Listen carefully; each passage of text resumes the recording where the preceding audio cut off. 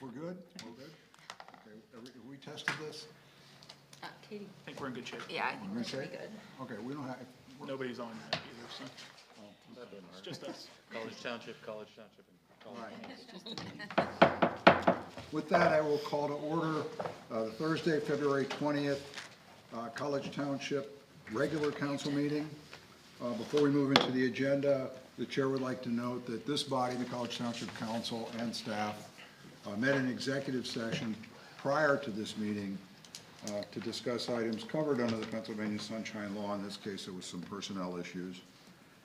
So that takes us then to public open discussion. This is the portion of the agenda for anyone to address council on anything that is not already on tonight's agenda. It doesn't appear that we have anybody online. Anybody in the audience like to address council? Pledge. I'm sorry, what? Pledge. Oh. It sounds like we don't have anybody, so we will move into the Pledge of Allegiance. If you can, please stand and join me in the pledge. I pledge allegiance to the flag of the United States of America and to the republic for which it stands, one nation, under God, indivisible, with liberty and justice for all. Thank you for the reminder. So back to public open discussion.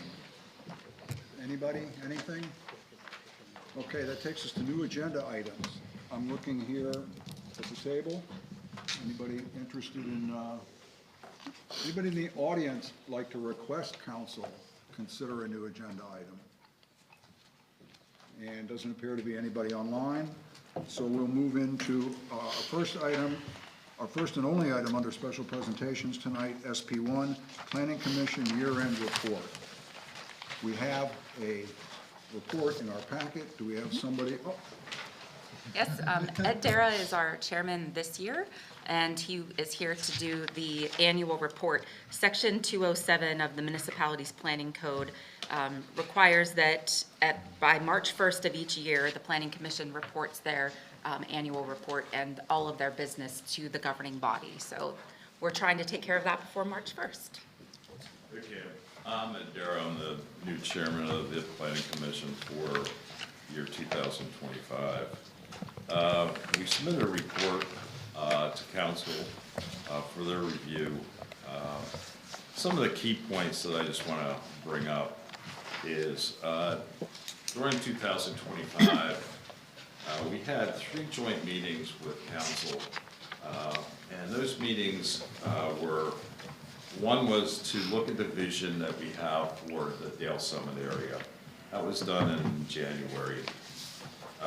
We did get a report then concerning the vision of Dale Summit from our consultant DPC of how Dale Summit could be developed in the future according to our vision, and also how to implement form-based codes. Form-based code is a different type of zoning code than what we have been using prior. We then met again in March to go over that report and also introduce the form-based codes and with council. Another item that we met with council was attainable housing. Council saw our proposal on attainable housing a number of times throughout the year. We finally had a meeting towards the end of the year. It was in the 4th quarter, and we resolved our questions that we had, and we revised the ordinance on attainable housing.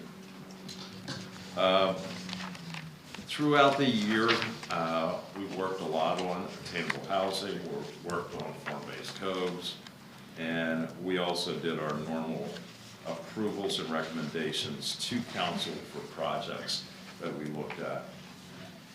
Some of the projects that we looked at, Penn State was rather busy last year.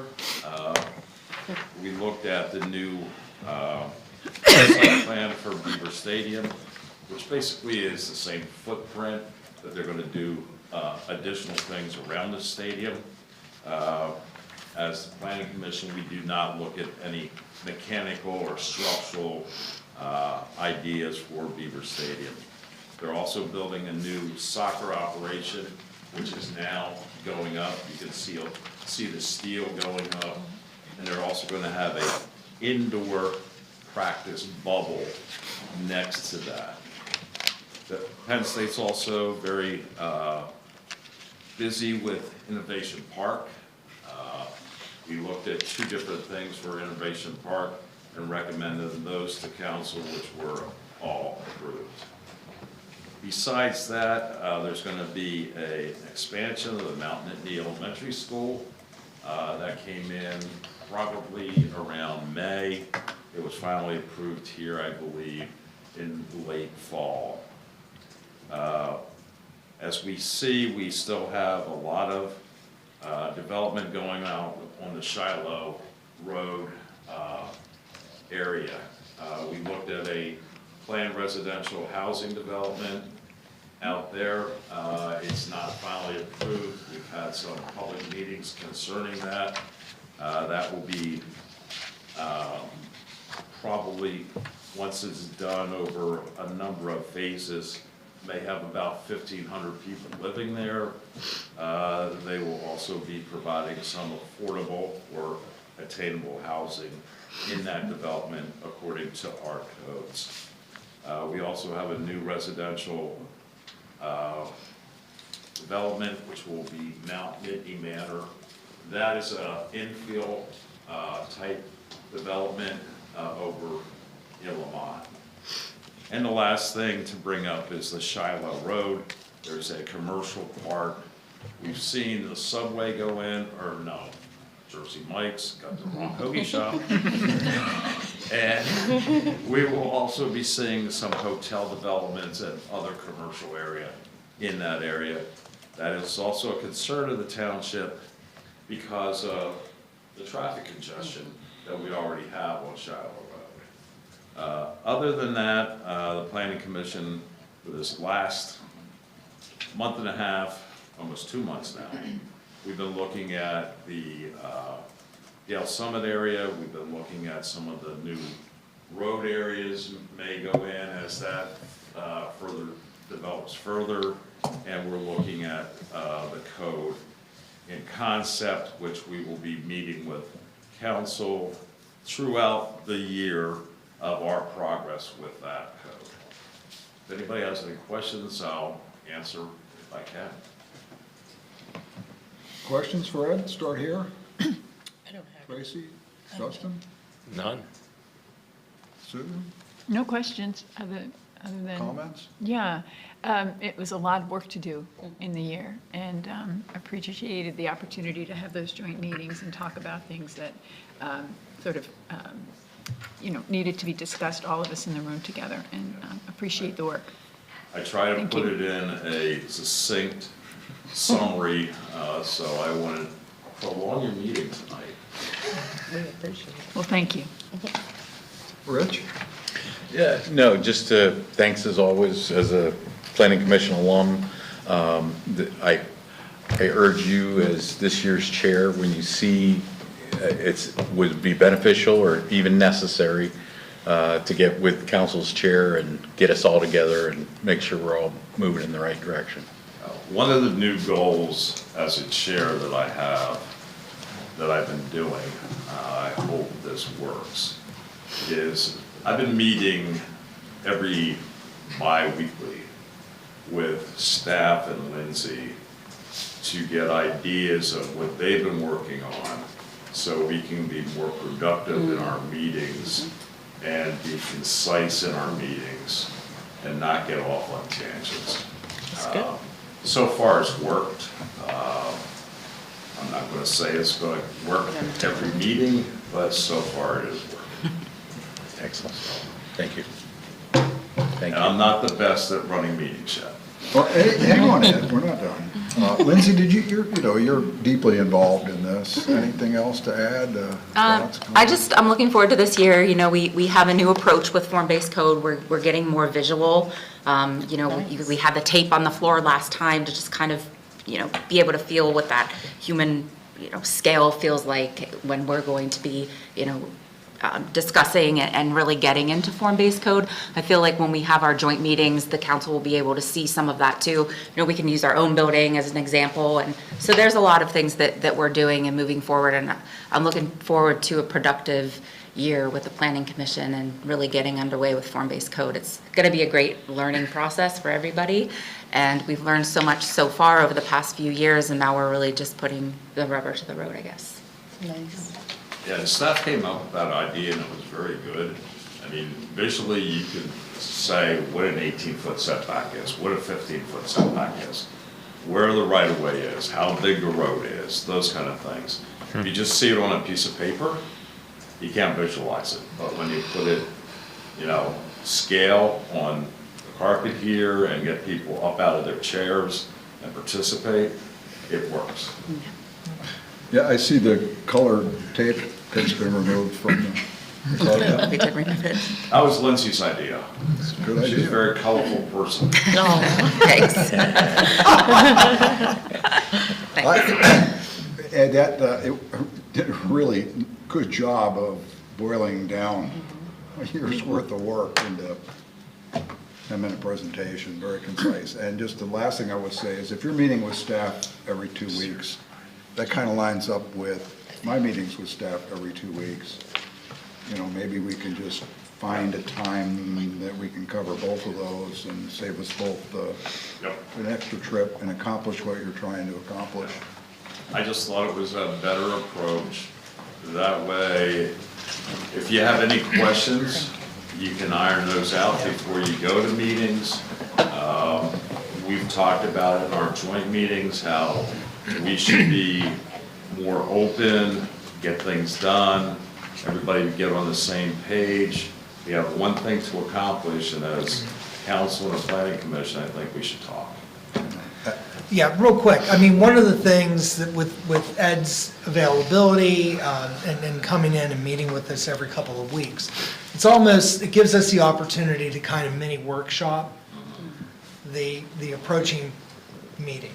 And we're able to break down these concepts, and we're able to squabble back and forth and kind of debate and come and draw some conclusions so that when Lindsay and Ed in particular get into the planning commission setting, that Ed has an idea of what it is we're trying to accomplish and an understanding of the process that staff has gone through to get that information pulled together, so that when that gets presented to the planning commission, I think it gives the chair, in this case Ed, the ability to help control and direct the conversation much, much better. And I think it also gets the points across that, as Ed mentioned previously, these are concepts that are very difficult at certain levels to visualize. And by being able to be more tactile, is that it? Yeah. Tactical urbanism? Tactical urbanism, planning by doing. That's what we're doing. Yeah, I mean, it seems to be helping, and we're hoping that we're able to continue throughout the year. Yeah, and I can give you a good example of that happened at our last meeting, where when we talk about a block area, okay? If you haven't lived in a city or a real urban area, some people don't understand the block concept, where there may be a little alley behind your house and those kind of things, where you have a main street, side street, and then an alley running behind, okay? When you talk about it, if you don't have that concept, or if you haven't been exposed to that, people get confused. So if you can draw a little drawing and give it to somebody, they go, oh, I understand. So that was just a little example we had Tuesday night. That all of a sudden, just a little drawing clarified all kinds of things. Sounds like a great approach and a little bit reason why we huddle. So I think off to a great start. Yep, Sounds thank like you. it. Keep up the great work, and thanks for putting this together.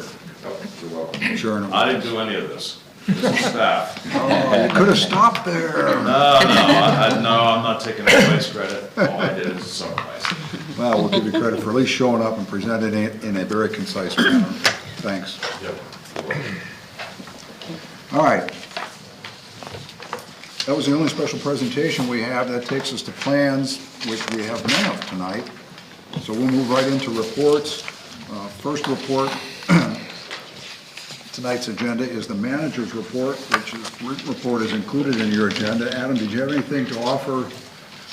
Yeah, there's only one thing I wanted to comment on, and I realize that there's likely going to be a report by a member of council on this topic, but with respect to the casino impact requests for qualifications, I did want to note that on the 7th of February, that the review committee did meet to go through those responses, and we are working to schedule interviews for those firms on the 12th of March.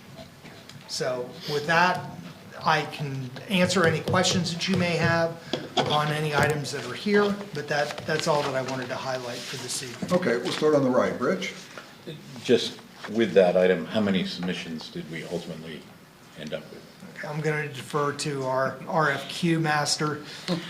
Yeah, despite an awful lot of interest throughout, we ended up with two responses, both solid proposals. And as we go through the interview process, everything so far, I've been favorably impressed. So Great. Excellent, thank you. Anything to add on that, Susan? No, we're pleased to be setting up the meeting and to be working with, having the meeting to discuss what we're looking for in particular, some of those sort of unique questions we've been asking of the consultant. They seem well suited so far to answer that. Good. Yeah. Dustin, anything on the manager's report? Nothing on the manager's report. Okay, Tracy? All right, thank you, Adam. That takes us to COG Regional, County, and Liaison reports. As best I can figure, there were six of these type meetings scheduled since our last meeting. The first of which was on February 10th, our Climate Action and Sustainability Committee. Dustin, did that meet? It did meet. I don't have a report written up for that this evening. I have nothing to report. Okay. Any questions for Dustin on the report he didn't give? Just, all right. I think. Very thorough. Very concise. All right. The next day, Public Safety was scheduled to meet, but I believe that was canceled, wasn't it? We canceled. Okay. We had one item, and we'll be meeting this month. The Next third one to meet then would have been our Finance Committee report on the 13th, which they did meet, because I know I got a recommendation in exec on a Finance Committee action. That is correct. The Finance Committee did meet. They have to meet, don't they? It seems like it, yeah. So the big items that we reviewed on the 13th were the 2024 financial statement overview of where we are in closing out last year. They're moving things towards the auditors, and that's a critical piece. And they're doing a lot more work on fund balance, ending fund balances than previous years, which is very wonderful in College Township's opinion. I wonder where that came from. And then we reviewed the 2025 operating budget after action items update. We've now formalized all the items from our December after action report and put it in, and now we can see statuses, who's moving forward, what was asked of other committees, where they are with it, and everything like that. And that'll be a recurring matter of record in our agenda going forward until all those are completed. We reviewed the Parks and Recreation Pavilion design. I think that'll be talked about in various other places and whatnot, but that was for Whitehall Road, and the committee made several suggestions in the agreement, the primary one being that the authority should be the contracting entity because it's the authority's facility, and then some other clarifications to include timeline and the scope of cost of the facility that we're looking to have designed. So it's known by all through the documents. The big item was the 2026 budget document review. They're looking at taking the program plan and the CIP and cutting the fluff and putting out a consolidated document that hopefully is more meaningful and helpful as we work through the 2026 budget cycle. And we saw an initial draft of that, and needless to say, we offered several comments and suggestions, and that will continue tweaking as we move forward with the process. That's all I have, Mr. Chair. Susan, anything for Rich? Nothing, thank you. Questions over here? No, I'm sorry. Just one quick one. I assume the Finance Committee is in support of the structural change that's been proposed with the consolidation of the two documents, the program plan and the budget. Yes, yes. One thing I will offer is the current stuff is a result of elected officials of past saying this is what we want. And it just kept getting carried forward and everything, and it was time to take a look at it and how can we do this better? And so I think there was strong encouragement towards following this new path. Okay. Next up was Exec Committee, which met on the 18th. Everybody should have already got their general forum agenda today, so there's not much to report. The only thing I would add is that Rich mentioned the exec received a recommendation from Finance to move on to general forum, the decision to hire Fernsler and Hutchinson Architecture LLC to design the pavilion at Whitehall Road Park. And we had for an amount not to exceed X amount of dollars. We had a discussion based on the last general forum meeting to just simply add in the recommended motion without the consent of general forum. The not to exceed amount was taken by some general forum members literally at the last general forum meeting over a previous not to exceed action by COG. So as to kind of preempt that, we just threw in what we thought everyone already understood, and that was, should the amount need to exceed that, we simply have to come back and get a second approval. So when you see that, it doesn't mean anything that it hasn't always meant before. It's just being a little clearer about the process should we run into a situation where we need to, for whatever reason, spend more than what's in the original motion. So that's all I have from exec. After that was IDA, which Yes. Susan did send out a written report. Anything to add beyond that? No, just do want to note that the IDA will be doing their final wrap-up strategic planning session next Friday. So after that, they're going to be looking at the bylaws. So, you know, I think I made the point before, 2024 was a busy year for the IDA. It's really coming together, and they're doing a lot of work, and it's exciting. Oh, I do have two things. I didn't get clarification. One of the members of the IDA asked us to consider lighting on the road to the airport. So I'm not sure. I asked him to clarify after the meeting which part of the road. So when I get that feedback, he wanted me to bring that back to council. And then there were questions. The road to the airport? Yeah, which would be Patton Township, a lot of Patton Townships. I'm not sure. There's many roads to the airport. Well, right, I Probably Fox Hill understood. Road through Patton. is That's the what I better. was thinking. But anyway, I did ask for clarification after the meeting. I didn't get it, so I may wind up sending that out. So, and then also, the IDA wanted council to be aware, I'm sure we are, that there are two businesses closing in the plaza near the mall. Joanne Fabrics will be leaving the mall, the plaza, and so will Big Lots. So, as I said, the CTIDA is getting very busy and very active. It's good. Any follow-up? Anybody? No? Okay. That would then take us to Rich's joint meeting, earlier today? Parks Capital with the authority? Yes. This is the first of those in quite a while. My take on it was it had a very good tone to the whole message, to the whole meeting. There was discussions on various short and long-term items. There was a couple administrative items. I'll just draw your attention. If you remember, when we did Millbrook Marsh, there was a desire amongst elected officials to extend the lease if we built the education building. So now, having built it, having gotten the occupancy permit, Penn State and the authority are exercising the 40-year lease extension for Millbrook Marsh based on that.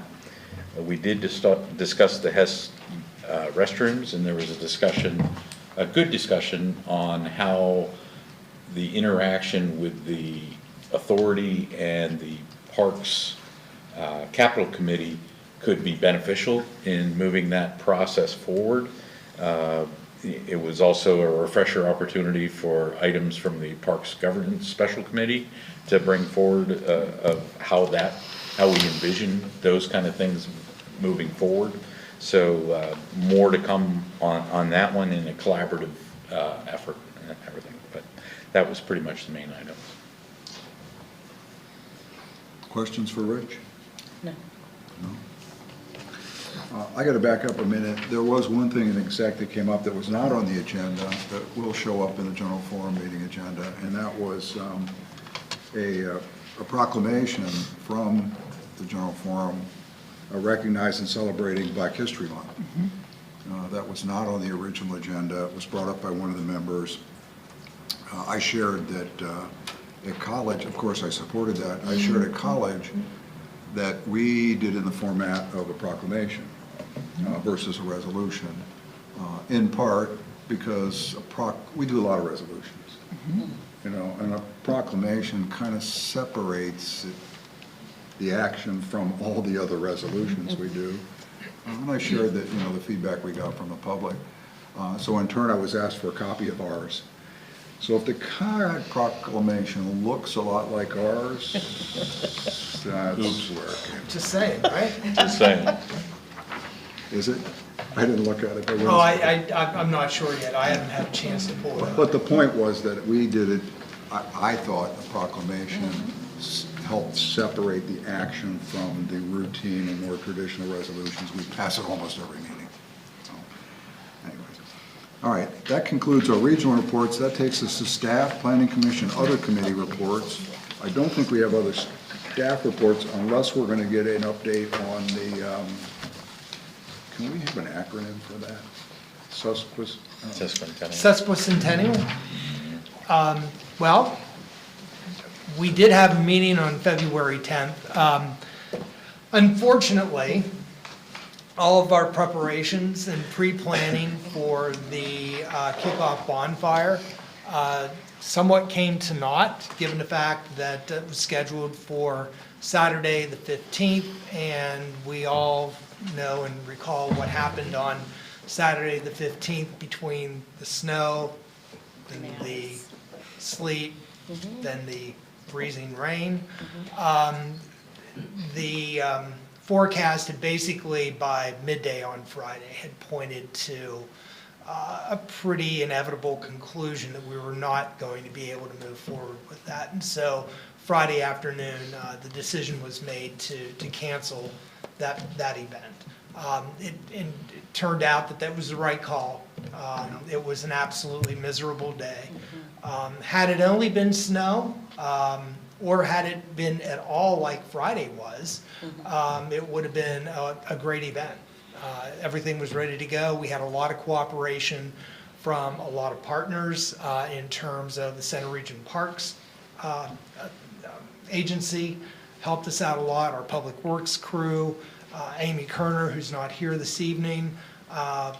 We had a good team effort.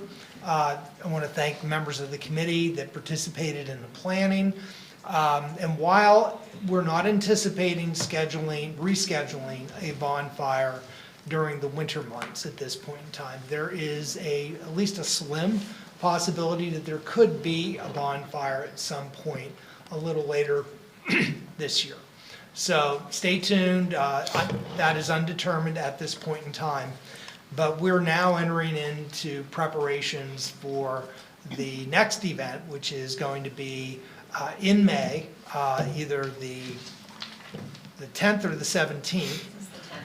Okay, we're good, now we're back to the 10th, okay? Confirmed and changed. Okay, so we're ready for the 10th for the barn dance. And the barn dance is going to be held at Millbrook Marsh Nature Center at the barn at Millbrook Marsh. And there will be a collar and a band and dancing and frivolity exemplar. I don't know. It's going to be, it should be a lot of fun. So we'll now kind of switch gears and start to concentrate on those efforts in terms of pulling that together and the organization there. And I know that we have some hurdles to overcome there. Some bands have been available, now they're not available. So we'll continue to work through those kinds of issues. But that's the next upcoming event for the sesquicentennial. Beyond that, we're looking at an expansion of the annual College Township Night at the Spikes. So we'll be working in closely with the Spikes management on a number of different ideas as far as elaborating on what we have done in the past at the College Township Spikes Night. So that would be sometime in either late July or early August. So stay tuned, and we're just planning like crazy. So, but it's a good group to work with. We appreciate all the efforts. I know that, for example, Dr. Ron Smith is in the process of putting together a timeline of College Township history. He has a lot of experience of working with timelines. He's done it for a variety of other organizations.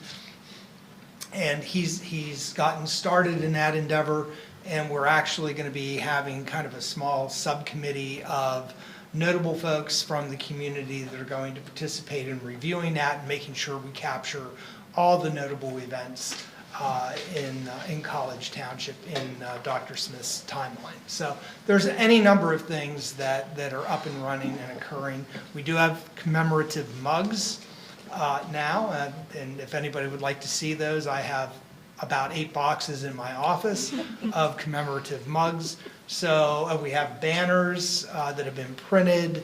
I'm telling you, it would have been a great bonfire. It's just really unfortunate we weren't able to pull it off. So lots of activity and all good stuff.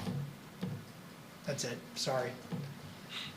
Did Adam leave anything out for you guys to share with us, or did he cover it all? He covered it Got all. it. Not at all? Did you say there's going to be a collar at the barn dance? Yeah, Okay. That's great, like real dancing, yeah. like real square dancing, Yeah. Well, it may be Not like square a good dance, idea. or it may be contra dancing. contra dancing, Get going. right? Yeah, I mean, and in the event that nobody shows up, I'm sure we'll be able to find a DJ. Who knows? I mean, but at this point, no. It's So cool. intended to be representative of kind of a throwback Old timey. type of a situation, so we'll see how it goes. I have square dance connections. Okay. She's my partner. Rich, anything? I can tell you, there was no one more disappointed in the bonfire canceling than my granddaughter.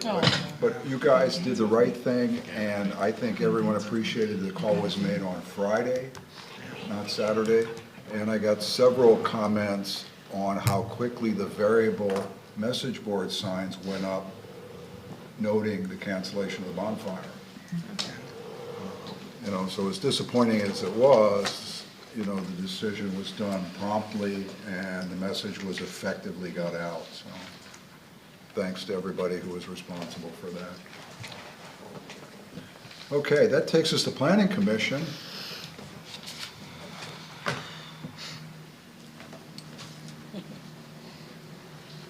As we anxiously await Yeah, Matt's. sort of want to continue what Ed said, and a shout out to Ed and to staff.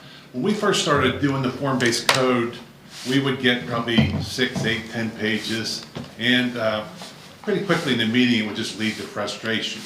And these guys have really done a great job streamlining it. The example, Tuesday night, we talked about residential roads. So we came up with a road with parking on one side, parking on two sides. One of our members said, well, what about a one-way street? I believe Dawn mentioned a couple streets over in Bellefonte that are one lane, but two-way streets, which we got away from that pretty fast. Then a member said, well, what about a street with a bike lane? And then what about a street with maybe a dedicated path? And I think in doing all this, in the future, we're gonna be providing developers with lots of options. And I thought it was a real positive meeting. Anybody have any questions? No, we're just waiting. Okay. I don't know if anybody here from the Philadelphia area, but there were some reports, like a couple weeks ago about people down in Philadelphia climbing the traffic lights and the telephone poles and the street lights. And finally somebody from the media was there filming them, and they went up to him, they said, you probably want to come down. And they went, well, why is that? And he said, well, the Eagles, they just won the Super Bowl.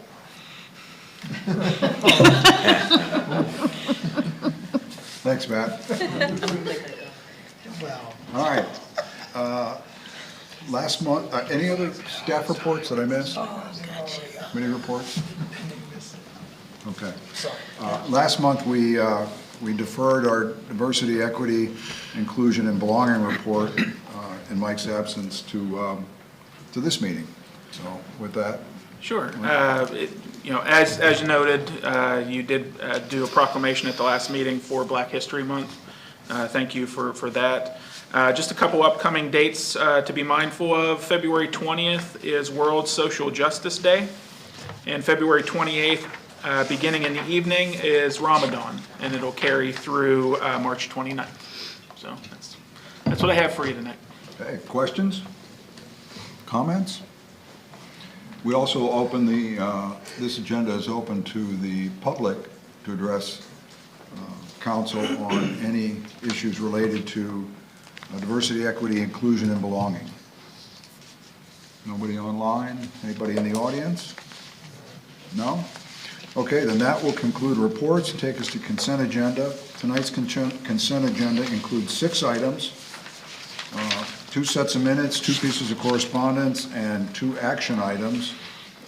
The 2 minutes, CA1A, are the February 6, 2025 College Township Council regular meeting minutes, and the February 6, 2025 College Township Council public hearing meeting minutes from that same meeting.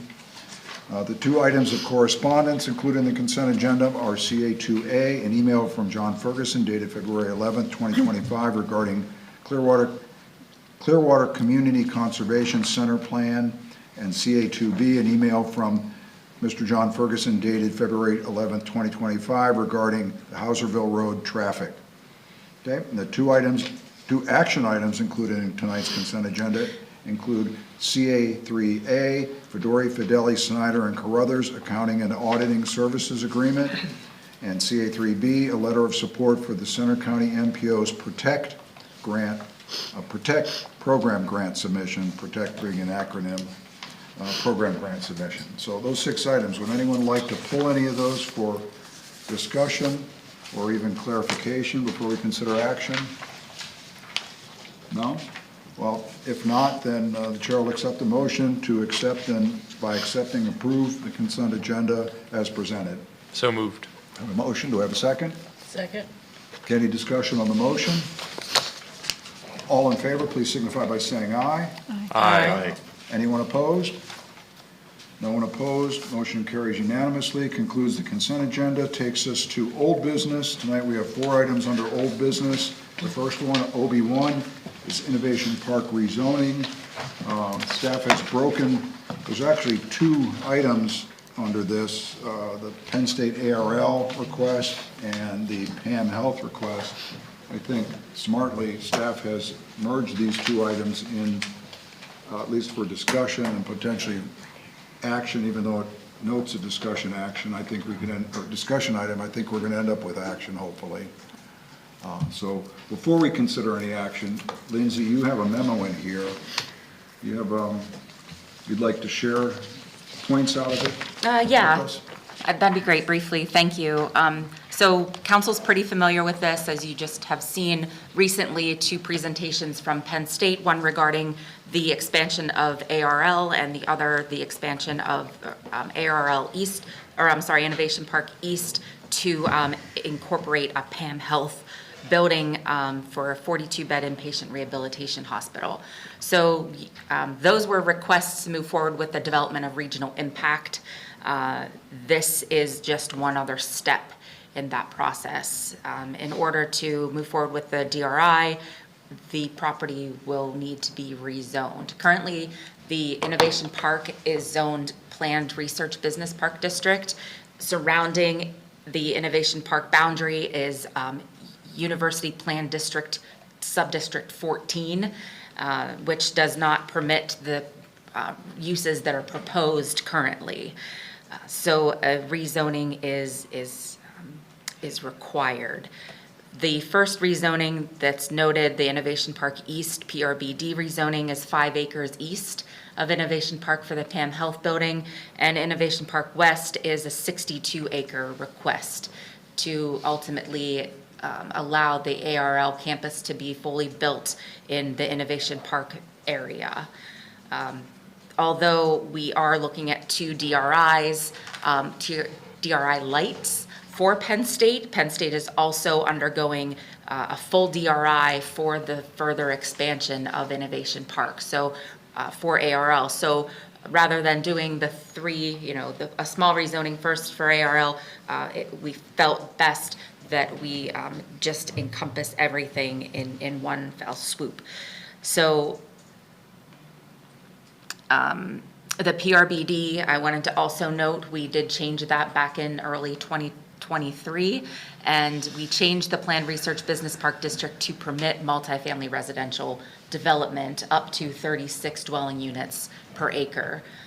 And prior to that, residential uses were not permitted in the Planned Research Business Park District. So I just wanted to note that too for your consideration. Next steps, if the council is prepared tonight, this could be remanded to the Planning Commission for their review. Staff would be happy to write up a remand letter with some information in it that we think is pertinent for the Planning Commission to be aware of prior to moving forward with the rezonings. And staff will also prepare a rezoning analysis. And although there's a lot of moving parts here with the DRI and the reports that council will eventually see, this is just that step to get us moving in the right direction. So there is council action tonight. If you're prepared to remand this to the Planning Commission, then staff would prepare the remand and we could go from there. Okay, thanks, Lindsay. Before we open discussion, just 2 quick questions. One is there anything in your memo and the requests in the memo that is significantly different than the requests that were made in the meeting to council when we heard it and thought conceptually they were 2 good ideas, good enough to move forward? Is there anything that's changed since then? So the last, you heard total 3 times from Penn State. The first was the large DRI undertaking for the full expansion of Innovation Park. The second was the PAM Health, and the third was the smaller request, the DRI Light for Innovation Park. The one building west. So what is different than the last 2 that you heard most recently is the 62 acres. But we double checked to make sure that this is okay to move forward, even though the DRI process is underway. These can all move forward concurrently. Okay. And then the second question, should we assume from the memo that staff has no objection with those requests? not that we've ever discussed. We do have the opportunity within the implementation agreement with the region to have the 50 equivalent dwelling units over 5 years or 12 acres. So that, including the 2 Penn State requests and the Clearwater request, we're still within that threshold, so we can, remain in compliance with that agreement. So, no, staff feels this is acceptable to move on to the next step. Yeah, I would simply add, I think, and Lindsay touched on it, the thing that council simply needs to be aware of that is different, that would be different for this area is the fact that we have included as a conditional use the potential for residential in the now existing PRBD. So as we move forward and rezoning would be considered, that theoretically could be something that would be allowed to occur in these new PRBD areas. As conditional use. As a conditional use, that's correct. We don't anticipate that certainly not with these 2 requests, but just know that is something that is a distinction from the PRBD that presently exists, or that Penn State has developed under as it exists now. And at the end of the DRI process, council will, prior to any approvals, there will be a developer agreement in place. So Penn State will say, we're going to do this specifically on the land and not, anything else. So if they're saying we're going to expand ARL, they're going to expand ARL and not, build the dense housing. So those would be in agreements eventually. Okay, then before we consider action, let's start with Rich. Thoughts, questions? Need more info? I like how our DR light has survived to come across the meeting. And I think we're going in the right direction. Susan? So I do have some questions. So a couple of things that were presented at the last meeting. One of the points that Penn State made for us was there was a sense of urgency around the expansion innovation park, the small project, the 1 to 2 acres, because it was federal grant funding that had come up very quickly. And I'm wondering if that's still something that is a consideration for them, because that did lend a sense of urgency to their request. Do we know anything about that? I haven't heard an update of that lately. So no change? I assume that, their request to do the full 62 acres and not separate the 2 kind of makes me feel like So it's that's a okay. little bit different, correct? Because what I was remembering was we heard about the project for ARL, the 1 to 2 acres, I think it's 1 EDU. So this is a lab or some sort of lab functioning space. And the UPD 14, Subdistrict 14, I couldn't find the allowed uses for that in the code. What are the allowed uses for that they need to change to the PRBD? So the allowed uses in 14 are, I believe, nursing homes. And there was one other use. So there really are only 2 permitted uses in the UPD 14, and everything else really is not a permitted use there. Okay. It's very limited. So the side, the east side, which is also the request for Pam Health, that's also a request to rezone as a PRBD, correct? Correct. And that's also an allowed use, the nursing, well, the rehab, the acute rehab hospital is also the, and I do know that there was during the presentation, there was sort of a sense that Pam Health might be in a joint venture with Mount Nittany that was co-branded, and they're not. So I know that. Good to so I know. wanted to make that clear too. So I guess the question I have about that 62 acres, so that does not come under the DRI light, the Clearwater Conservancy request, the Pam Health, and the ARL project, just the lab. That takes up our 12 acres, our 50 EDUs. We're done. So for the next, we have 3 more years left on that implementation agreement timeline. So from now on, any requests for any developers that want to expand the regional growth boundary go through the entire general forum. And There was also a question, this is sort of merging a lot of things together, but Clearwater Conservancy, there were concerns about fire suppression and the potential for having to hook up to College Township water. Is that a potential for the 62 acres for Penn State as well? I believe that'll all be ironed out in the DRI process. Who's going to serve them with water, sewer? Okay. They have Okay. to contact a lot of people within that process and giving us the report. And should that process come back, that those, I mean, has it ever historically been that during that report process, it wouldn't be possible to provide those services? I'm curious about the process and understanding. 'cause In these are all big the, changes. in all the DRIs that have been completed, that we've never, the region has never encountered Okay. that. There's always been the ability to either provide sewer and or water. And I know that there's a lot of sewer capacity Yes. above and beyond what we have currently. And even if we expand the regional growth boundary in the sewer service area, there's still plenty of capacity there. And that same thing holds true for College Township Water Authority, correct? Well, right, understand though that the College Township Water Authority does not presently serve anything on Innovation Okay, Boulevard. okay. That is all That's just supplied Clearwater. by Penn State University Water. Okay. Or OPP. And so now, the difference is going to be PAM Health. Right. PAM Health, it appears that the university will not be serving PAM Health as a kind of a separate, independent, standalone entity. Right. It does not have an affiliation directly with the university, and the university has indicated that they are not going to be serving those types of entities. The same thing has happened and occurred with respect to the proposed Gray Star development at University Drive in Hastings, the additional dorm space that's going to be constructed on campus.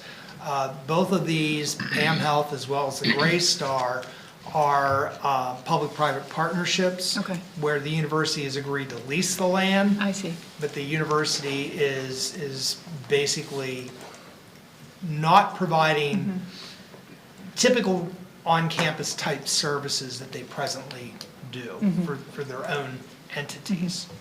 So And it's the number of EDUs at PAM Health.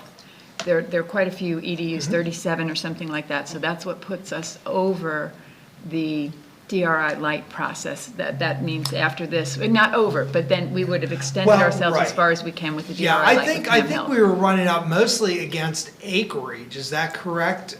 So the 4.6 with Clearwater, Yeah. 5 for PAM Health, and then Right. 1 or 2 And with, Yeah, okay. that was, So it we wasn't were the getting EDUs. closer on acreage than we Okay. were with EDUs. Okay.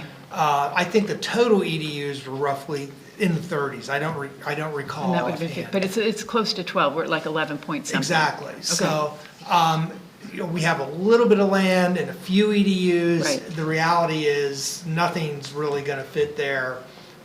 Should somebody desire to go outside, develop outside of the existing growth boundary, that would in fact require the full-blown DRI.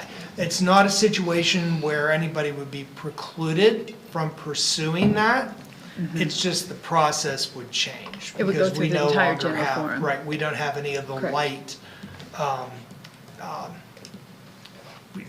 The light is not available. The implementation agreement requirements, we've met them. Right. We're done. We're done. So we have to wait until 2028 or something like that. Right. Whenever that runs out. So then, one other question on the 62 acres.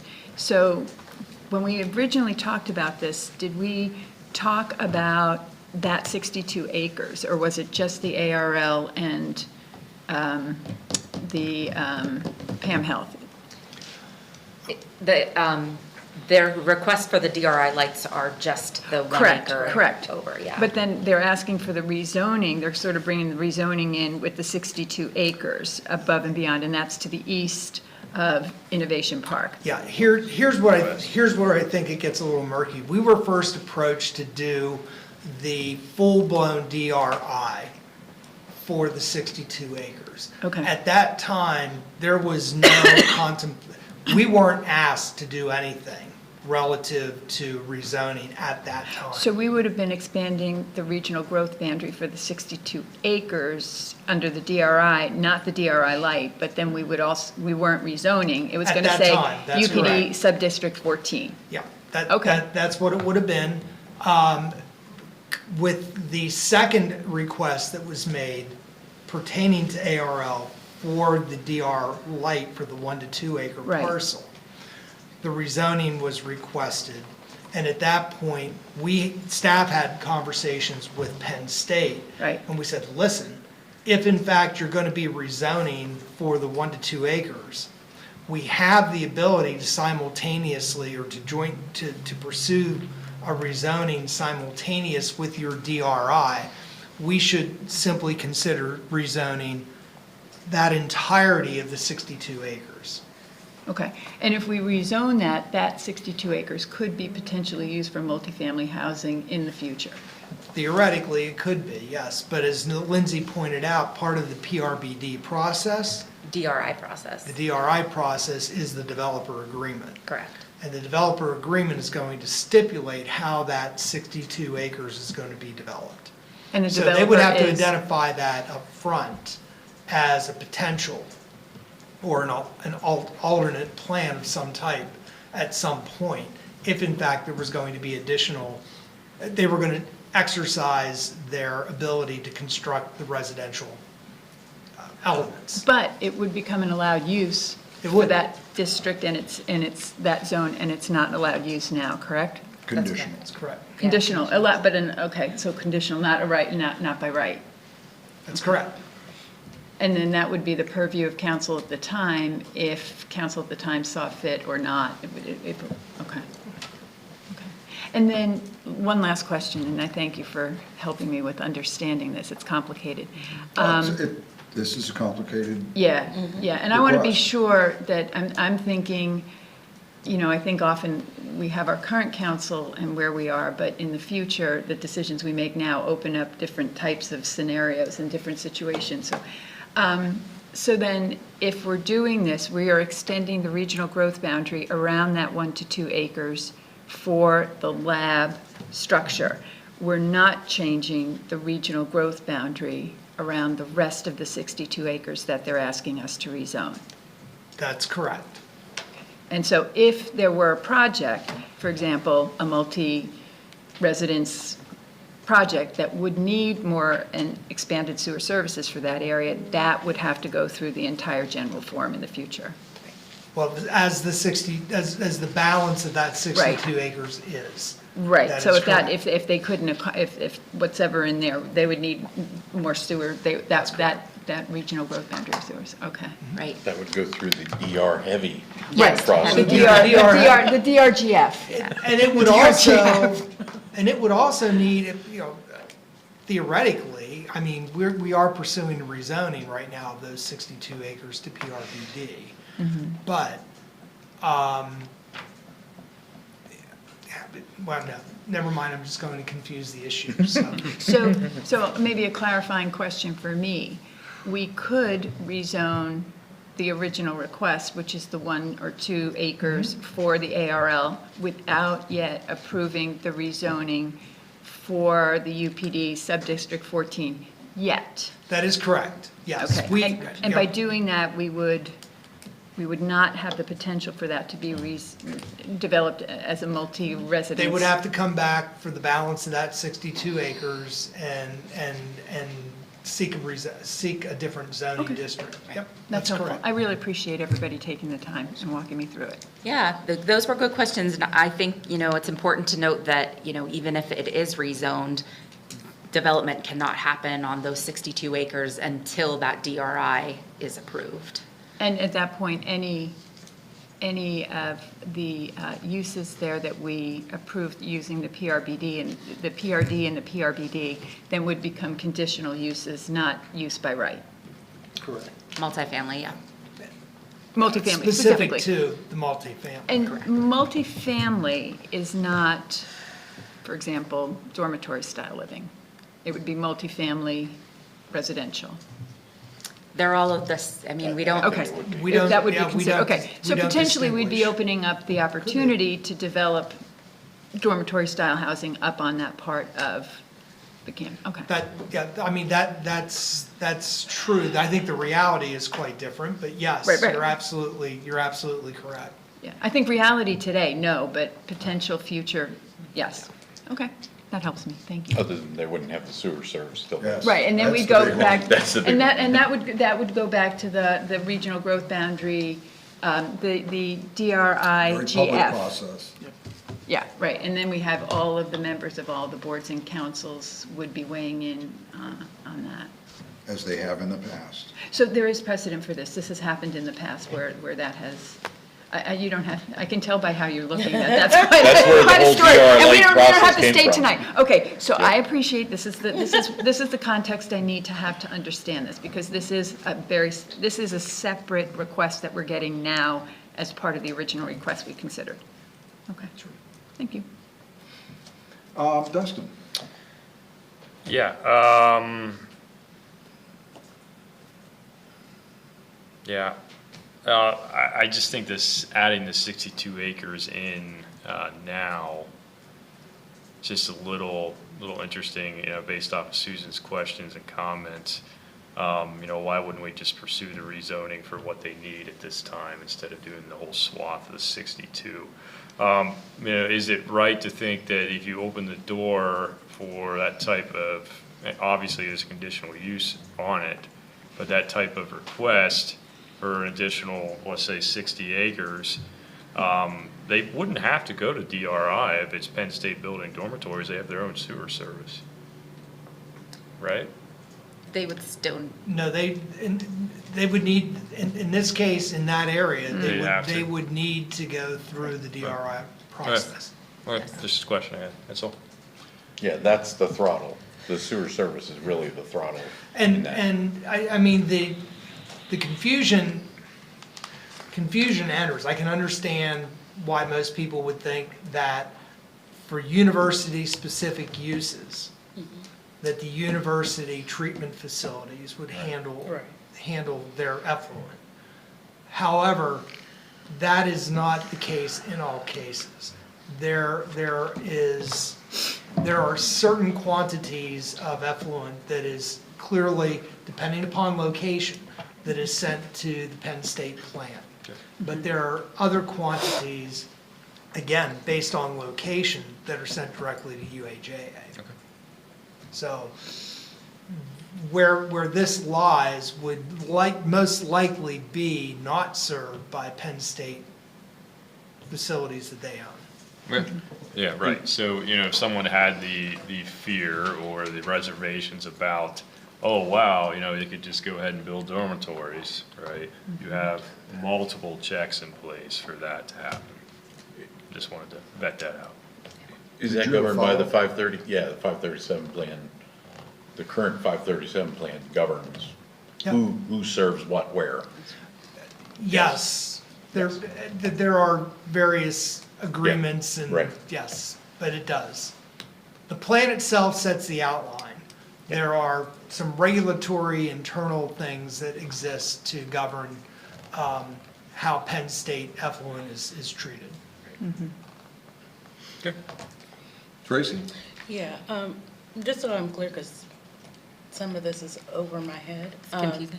Just the 62 acres, and they want to go ahead and rezone this, and if they're the only ones that can develop in this area, right? There couldn't be someone else. Is that what I'm understanding? well, I mean, Penn State owns the land currently, but yeah, any development, any future development on that 62 acres, whether it's rezoned or not, really would take a DRI. Gotcha. So I guess the answer is, not quite sure. Yeah, But Penn No. State could lease the land like they're leasing the land to Pam Health, true. and then Pam Health becomes the developer. So it's Exactly. not, development isn't limited, they can then do with the land a lease or something. Exactly right. Okay. You framed it up perfectly. If they chose to, as the property owner, to lease the land, they could do that. under a PRBD scenario, but the trigger would still be the DRI. The deal. So regardless of who the developer is, they would still have to go through the DRI process and disclose what the intended use would be. And then there's those checks and balances associated with the DRI process. And in addition to that, the checks and balances associated with the conditional use at College Township. Yeah, okay. And then, have they given any inkling of what they plan to do why they're asking for the rezoning? Well, Yeah.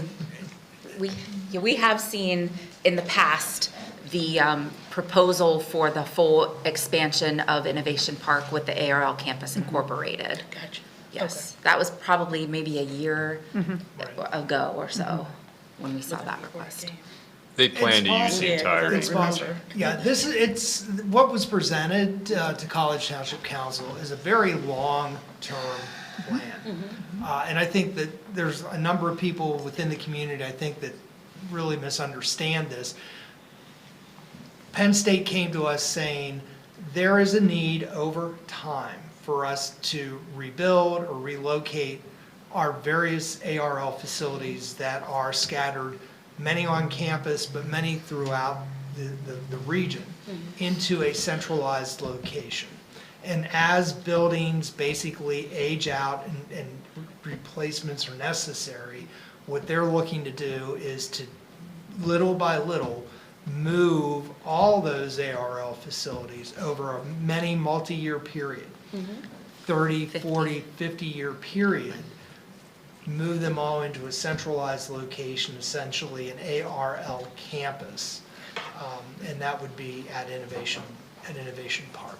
Okay, that helps me. Thank you. And then I think also, like, how does this rezoning and everything fit the broader picture for the township and like the innovation that we're looking for? I would say this is a very natural extension of what already occurs in Innovation Park. I think that this is something that was likely considered when it was originally developed or originally rezoned, when Penn State and College Township many years ago were in discussions over developing and opening up this particular area of Penn State land and creating Innovation Park. I think it's a very natural extension of what was envisioned there as a type of research-oriented type campus. So it makes a lot of sense, especially the ARL component on the western edge for this. It's a very natural extension of what's already there. And in terms of on the eastern end with the PAM Health, again, I think it fits well. This type of a rehab hospital is actually a use within PRBD. Yes. So it matches up very well with that entire area. So I think that it's kind of a natural outgrowth of the process that we started many years ago. And then lastly, with the rezoning and like with the research area being like, they have government contracts or anything, do we foresee any like security issues? I think it would be a high security area, Okay. definitely, yeah. And I think they're, expecting that in the back, towards the back. Towards the back? Okay. Yeah, yeah. All right, that's all I had. Good questions. Thank you. Great, good discussion. I did ask them about the Mount Nittany logo on their presentation. Right, yeah, and that was clear. I found out after the fact that had an implication that there was a joint venture. It was implied, but Right. it's not a joint venture. It certainly seemed implied on the presentation. Yeah, and then also they branded it with the Penn State logo as well, so. I think, anyways, the person, as one of the people who sat through not only the rezoning of Innovation Park, but the development of the UPD districts, I agree with everything Adam said. There's nothing happening here that we didn't think could possibly happen or envision happening 20 years ago when we went through this painstaking process 25 years ago of developing the UPD districts. The light process is new, but it's a good process, and it doesn't detract at all away from the heavy process. It just simply allows individual municipalities to not have to go through that process for what I consider things like this. And I'm including the 60 acres because of all the checks and balances we have in place already for the acreage beyond what would be included in the sewer service area. The residential component, even under conditional use, actually doesn't concern me maybe as much as others. Who's to say 20 years from now, it doesn't make sense to put dormitories out there? Whether maybe it's a nursing school in conjunction with engineering with AR, so I'm not that concerned about it because of what Mike and staff has expressed, the checks and balances that we have between now and then, which I'll conclude with saying all we're doing tonight is moving this forward for further evaluation. We still can punt should something come out of the DRI, that we didn't see coming or we're not comfortable with. Or the rezoning. Or the rezoning. Right. Now, we've given the developer a good faith gesture in investing in the DRI, but that doesn't preclude us from saying, well, wait a minute, this wasn't apparent until now, or even tweaking, what we talked about, whether it's conditional use or whatever. And I know I frowned when Susan brought that up, but probably the best example would be the Geisinger Grays Woods, which was rezoned to allow that use before sewer service area was put in place. And this doesn't affect my support for moving this forward, but worst case scenario, they rezoned it. Geisinger came in and they used the leverage, the township did, that they would use, if we didn't extend the sewer service area, they would use on-site septic for a facility like that. And, we had a little bit of that at Harvest Fields. So the concern about rezoning ahead is genuine.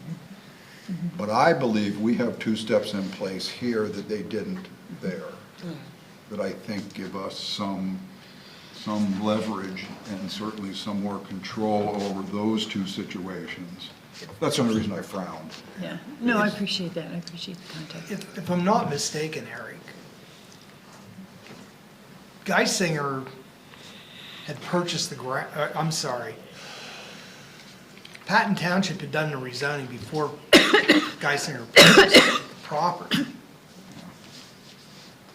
But there was no sewer service out But there. there was no sewer service.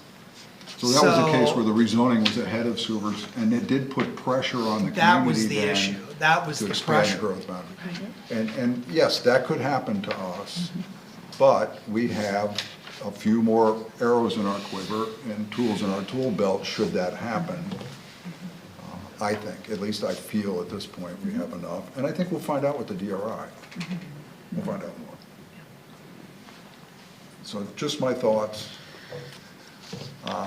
If there is support for, like I said, moving this forwards, Lindsay has prepared in her memo the requested council action that could serve as a motion to just at least take this to the next step if there's comfort here around the table.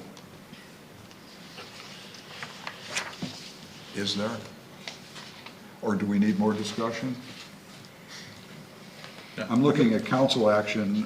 We could direct staff to prepare a remand letter, from council.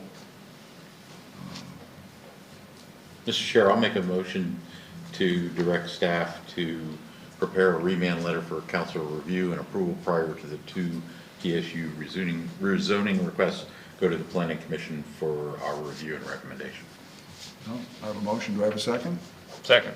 Second from Dustin. Now, we have a motion on the table. Question about the motion. Anybody need any clarification on what we're moving forward? I do have a question.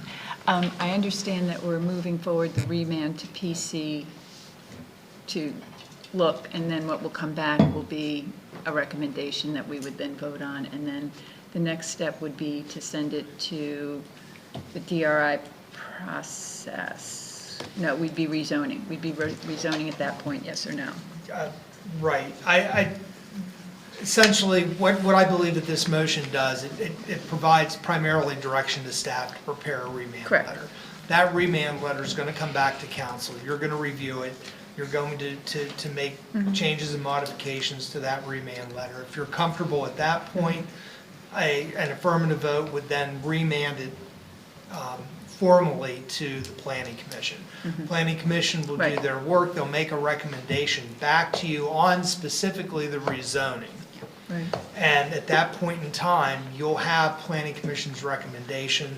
You're not likely to have, in the case of the DR lights, you may or may not have the determinations on the DR lights. Correct, Okay, because that would be one the for study. Pam and one for the 1 or 2 acres for the one building at ARL. Most likely, they will not have the full-blown DRI on the 62-acre ask from ARL. So I have a question. Is it possible to ask staff to make two remands? Sure. One is for the 2 projects that are the DR light, and then one is a remand to separately consider the rezoning for the 62 acres. Can we do that? Yes, I think actually that's a very good idea. Okay, further clarification. For example, the review from Planning Commission could come back supporting rezoning with conditions. And just for example, the conditions could say removing residential. And I'm not suggesting that, but that is within their purview when they review when they review the rezoning request, correct? And I- everything. And I think I understand what you're asking, and I think that we're asking 2 separate things now. We're asking about the process of moving those 2 requests through the DR light process, which gives an opportunity to get those studies done and get that work done. But I think that the rezoning is almost a fundamentally different request with different considerations, and if the PC could tease those 2 out, they might be able to work on the 2 of those at a different pace. If we bundle it all together, it's all going to have to come back, and that could slow down the 2 DRI light process, or it might mean moving more quickly through the zoning. In fact, they may be able, all of those may be able to move through simultaneously at PC. That does not necessitate council from taking action on all of them at one time. If Okay. that makes sense. In other words, Okay. you can sit on the recommendation that you received from PC theoretically on the overall 62-acre ARL parcel until you had additional information relative to how the DRI is going in that regard, and it would not slow up the other 2 more imminent requests that you do have by separating those 2, as you had suggested. So procedurally, we have a motion and we have a second.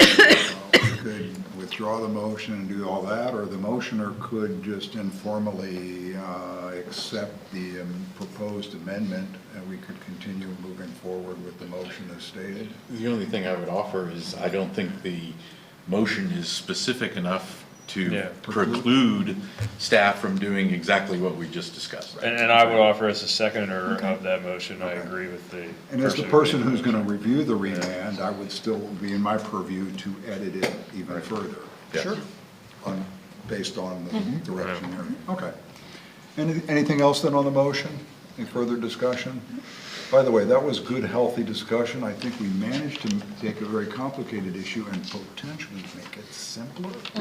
Right? Do I dare say that? Sure. We're gonna go with that? No, I think we've given clarifying potentially we comments did. and discussion in PCs here, and that might help with the process as we move into our new year. All right, Ed, we have action, so that actually opens up the floor for comment before we take a vote. And I think I saw, was that a hand or was that an applause that we got online? I didn't See see hands, so it must have been. We'll check. I have one question, since it's going to be remanded to the planning commission. Okay, so basically, there's really 3 requests on the table. Okay, you have a 5-acre parcel that needs to be rezoned for rehab. You have a lab for ARL that needs to be rezoned. You have 62 acres that needs to be rezoned. Okay, my question is, currently, it's under District 14.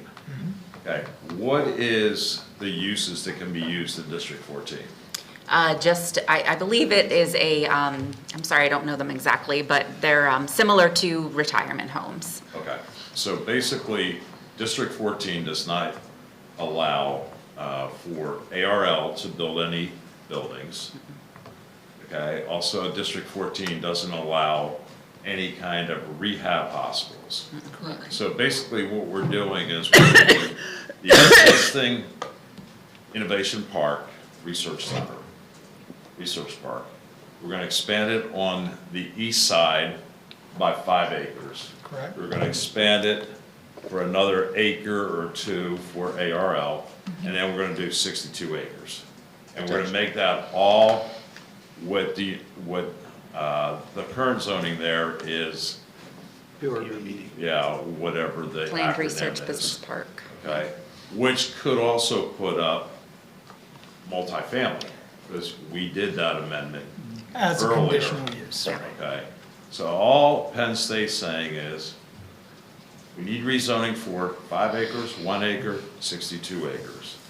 Okay, to get sewer service for the 5 acre and 1 acre, okay, we have to do a DRI or whatever, light, for those 2 parcels, subject to zoning change. So you could start the DRI, if I'm correct. Oh, yeah. They Yeah. could. They could, Yep. okay? And they could start through the long process for the 62 acres, subject for us to approve zoning. So looking at the planning commission, all we care about is getting back to you about the zoning change. And then council could say, we can approve the DRI process, subject to our next steps, which are the zoning things. I'm just trying to break it down in a simplistic approach. So College Township has much more control of the DR light process? Yeah, Well, I we've mean, already it's- indicated support for that. in the Right, we previous did. meeting. I mean, it's a Right. very scripted process. Yes. And as you'll see, we've just gone through that with Clearwater. And you had an opportunity quite recently to review that DRI. Tonight. And what PC did, it went to PC. You'll have that opportunity tonight and theoretically, potentially approve that DRI. So, it's already passed muster at Center Region Planning, so yes, we ultimately have the ability to authorize the DRI light approvals. Right. The DRI heavy brings in many more stakeholders Correct. that get an opportunity to poke holes and everything. And am I right? Are we rezoning the east side, or is that part of the PRBD? We are That's gonna rezoning be the east rezoned. side. Okay, so it is, okay. So that's all, okay. I 'Cause thought part the of 1 Innovation acre on Park- the west was included in that 62. I thought it was like encompassed in that. Yeah, Right. and that PRBD. may be creating some additional confusion as well. Yes. I believe it is part of the 62. Yes. Even though they're DRI heavy, contemplated the full 62 acres, they have actually made the request to carve out that 1 to 2 acres and utilize the DRI light Because of the process to regional take growth advantage boundary. of the grants or the other available funding. to speed that along, because it is a much streamlined process as opposed to the DRI heavy.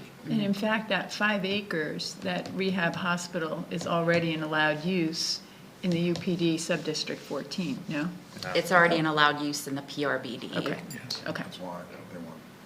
So it's not, I'm just trying to clarify to make it simple. You've got a really good grasp of it, I think, from just sitting here and Oh, yeah. listening to this. And I would offer that the reason that they got presented together, as you probably can surmise, is they had to feel us out on the rezoning. Because if we were going to hard no on the rezoning, then there would be no need, there'd be no DRI process. So they kind of have to get our initial feel on that, because then they can start the DRI while we're working on the rezoning, because at least we're not a hard no. Right. Until we hear from you, and then the DRI, then we'll make our decision. But it makes, geographically, what they're doing makes sense, because they're just expanding a little bit on the east side, and then they're looking at, here's ARL, could come in, who knows, 20 years from now. Right. We don't know what's gonna happen more than 6 months from now. We didn't know what was going to happen when we developed the UPD districts or rezoned Innovation Park 25 years ago, so 30 years ago. That's all I have. Okay. Thank you. Did, Ms. Egan, did you have a question? I saw a hand briefly raised there. Or were you just congratulating us on navigating that? That wasn't applause. I'm admittedly trying to follow along, basically just listening in to hear what's going on. Okay, just checking. All right, any other public comment before the chair calls for a vote on the motion? All right, anything else before everybody understand what we're doing? Okay, then all in favor of the motion as presented, please signify by saying aye. Aye. Anyone opposed? All right, motion carries, concludes OB1, takes us to OB2. Clearwater Conservancy, DRI, we're just one step further ahead on this one than we are on the past one. Lindsay, you have another memo in here. I do. So another DRI light, few steps here. Currently, Clearwater Conservancy has a land development plan that has gone through the process. It is for a conservation area, conservation and education center that is outside of the regional growth boundary. The land development plan has been conditionally approved by the Planning Commission and also conditionally approved by the council. One of the conditions of approval is the approval of the DRI. So that's one of the major outstanding conditions of the approval of the plan. The DRI has been submitted, accepted, and reviewed by the Center Regional Planning Agency. And they now submitted that to our Planning Commission, who has reviewed it and has recommended that the council move forward because they felt it has merit. That's where we are tonight then at the council level.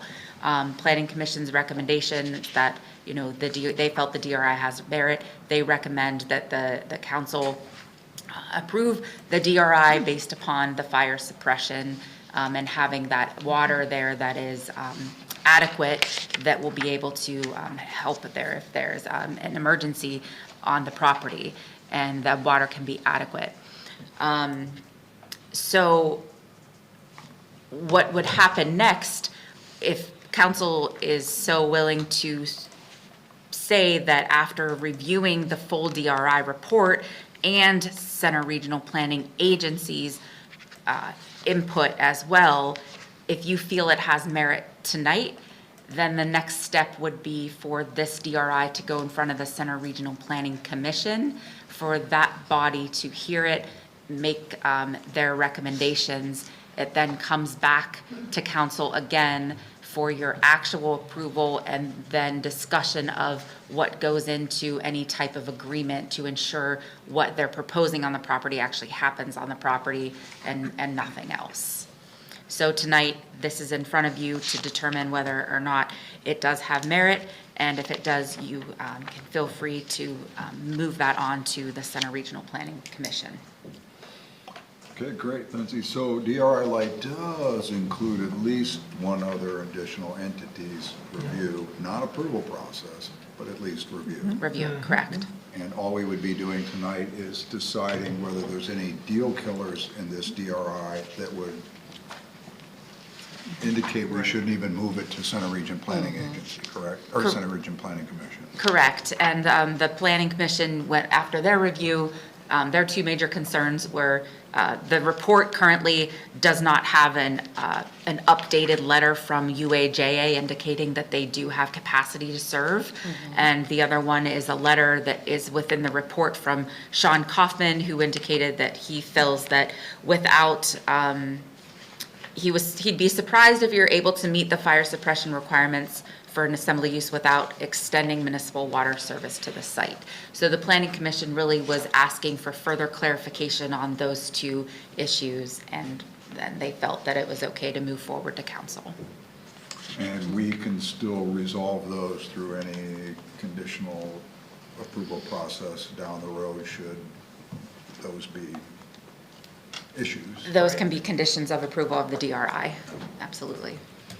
Okay, let's start down here first this time, Tracy. I just had a quick question. Other than the one community complaint, let's say, that we had in our consent agenda, has there been any other concerns about this particular project?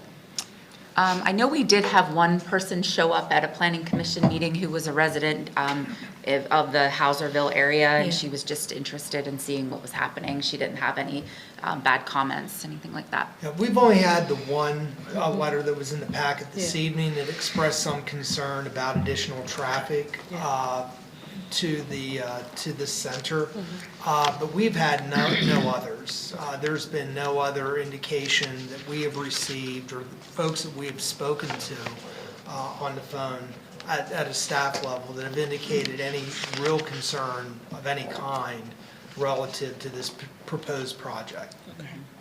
Thank you. And then, let me see. Some of it you kind of answered in explaining. That's pretty much all. We can come back to you. Yeah. Okay, Dustin?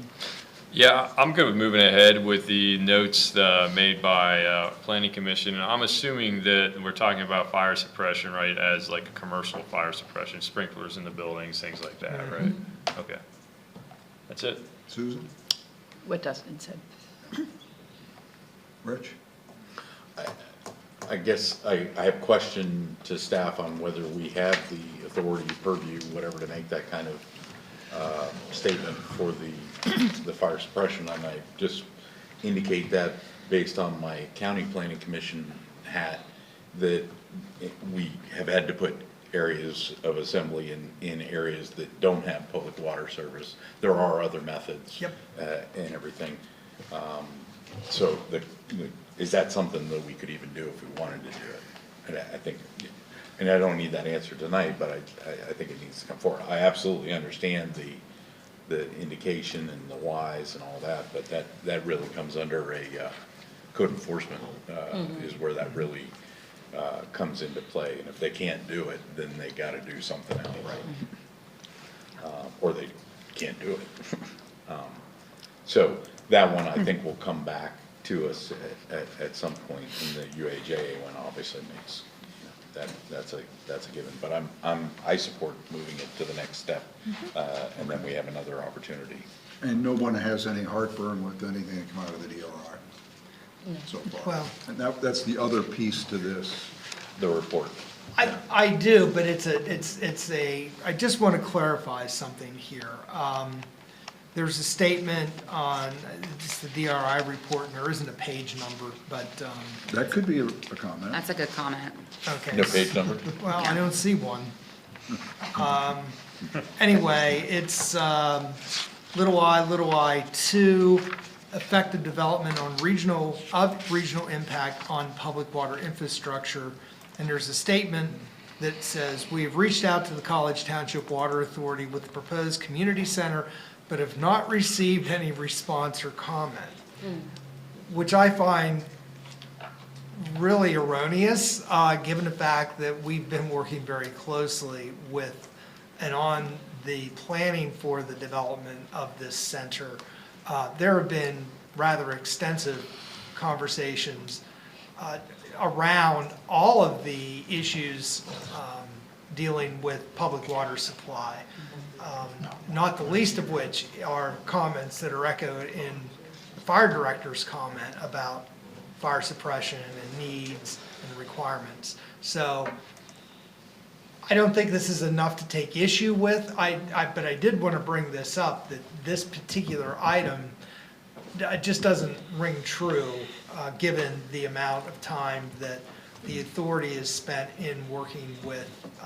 the developer on this project. So I just wanted to clarify that. They actually said it twice, in 1 and 2. Yeah, well, they're wrong both times. Gotcha. There's a lot I just wanted to that point that could out. left to be desired in this report. You know, it's not the best written, I don't think, but it sort of gets the point across. And from what the developer's engineer was saying at the planning commission meeting was that, you know, this was moved forward through CRPA, deemed complete, and then they had some things that they were able to find out after it was deemed complete. So I think towards the end of the process, there will be, you know, the realization that yes, they have talked to the College Township Water Authority and UAJA. And certainly that could be weaved into the chair's remand or, Comments back to the CRPC? yeah. All right. Well, if there isn't anything beyond that, and no further direction really from council members, there is a potential motion here for council action under staff recommendation, should anyone choose to want to use that as a basis for a motion. Mr. Chair, I would move that College Township move the DRI Light application to the Center Regional Planning Commission with the appropriate staff comments. I second. Wait, we have a second. Any discussion on the motion? No? Any public comment? We have a motion before council takes a vote. Going once, twice. All in favor of the motion as presented, please signify by saying aye. Aye. Anyone opposed? Motion carries. That concludes OB2. That takes us to OB3. Crew 814, public hearing comments. Discussion item. I suppose we could end up with some action here.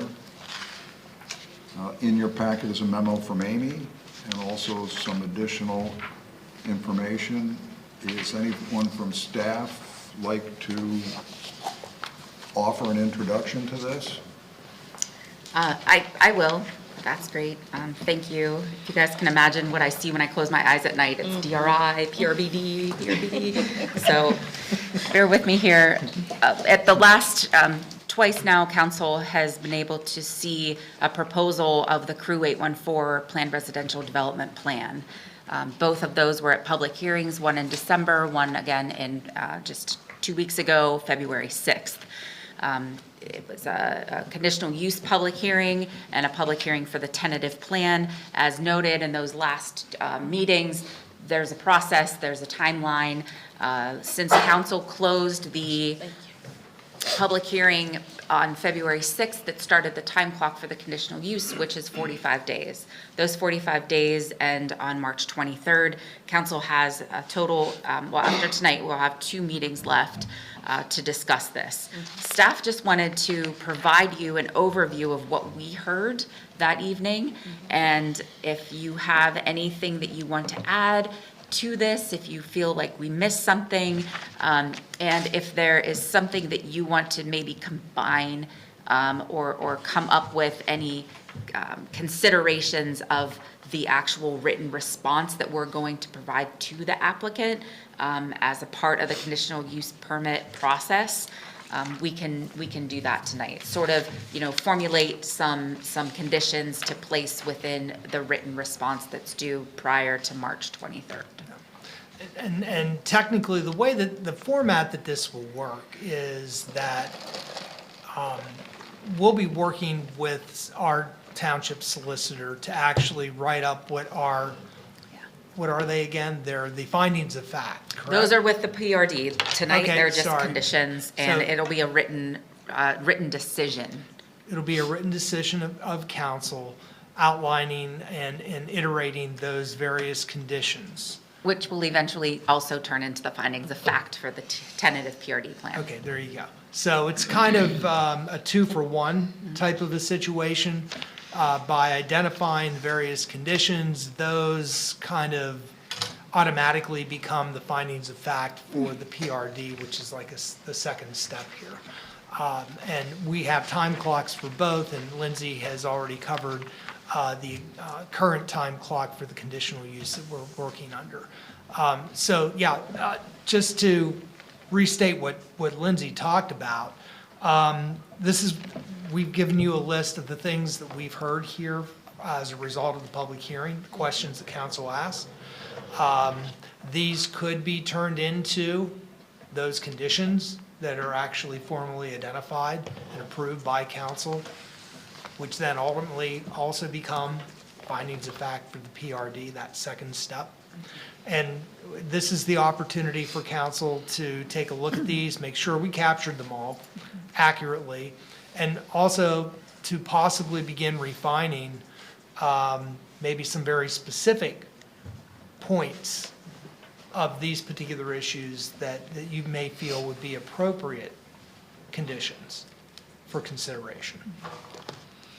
Okay. Before we get started, maybe to help the discussion, we have bullet points to help us start the discussion to develop what we'll call conditions right now, since it's conditional use. The 45-day clock, but once we get to those conditions and the solicitor has prepared them, is the 45-day clock the deadline that our solicitor has to present them, or the deadline that we ultimately Approve. approve process? So maybe you could talk a little bit about what happens after the solicitor presents them to the developer. Is there any negotiation in that they would come back any differently, or is it up or down, and we'll see you in court? Once the conditions are provided to the applicant, they have 30 days to accept those.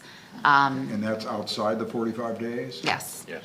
Okay, so it's 45 days to present these to the applicant.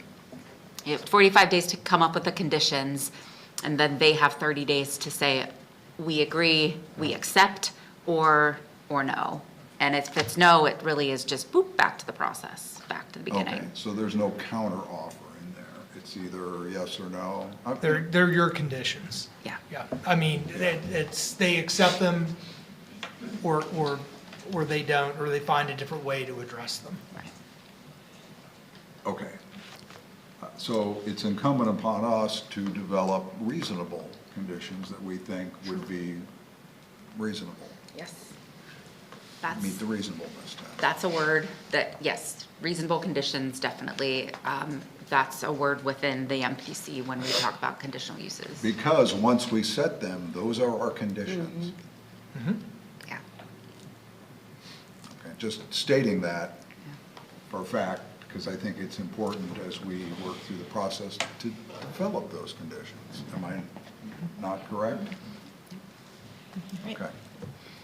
All right, then maybe you could just give us a quick example. Let's just say, we'll take the very first one, open space. You have 2 bullet points. What would be a sample reasonable condition? Should that be where we end up tonight with around those 2 bullet points? So open space, the 2 bullets indicate overview of passive and active open space provided on the plan and open space buffers. I believe when, as a condition, those can just be, to show, to highlight, to outline on the plan itself, the PRD plan, and show those to council. So that can just be, check that off, they showed the passive and active and we're good to go, or, tell us where they're actually adding the buffer. So when we note that condition, then they change it on the plan, we can sort of check that box to note that they did complete that condition. Okay, good. So let's do this for efficiency. Let's tackle them one at a time, and then we'll go back to any that maybe aren't listed on here that we didn't think about or whatever. Great. So let's open up the discussion here on open space. Having heard that example, can we rally around that, or do we need something more specific? I can go over that one. I think I talked to that one. Okay. Yeah, so, providing that detail on the plan, along with that detail, I think I requested at the end was like contour lining, right? Just so we could know the steepness, if you will, of some of those areas. But yeah, that would be the condition, right? The plan includes those and it has those details on it. And this is the land development plan that will be recorded. These will be shown on the tentative plan. Okay, but eventually then carried over To the final, yes, exactly.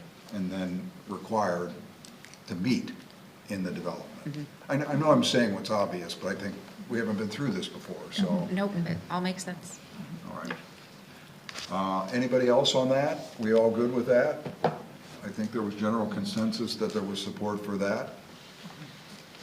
Looking for nods? Okay. I guess I do have one question. Were there any comments or questions from the Parks Commission? There were issues around the open space and being contiguous, and also some questions about what defined active open space versus, so can we Yeah, ask? I wanted I don't to know if address that's- that, and Okay. that is probably the best place. Okay. I was thinking we would cover that at the end, but I Okay. think there's enough, I think that's actually the appropriate place to cover Okay. that, so. I saw Janet was here. I believe Yeah. there's a representative for Parks and Rec here. Yeah, in our packet, I think what Susan is referring to is the committee, our committee provided the following motion for consideration by council with unanimous vote.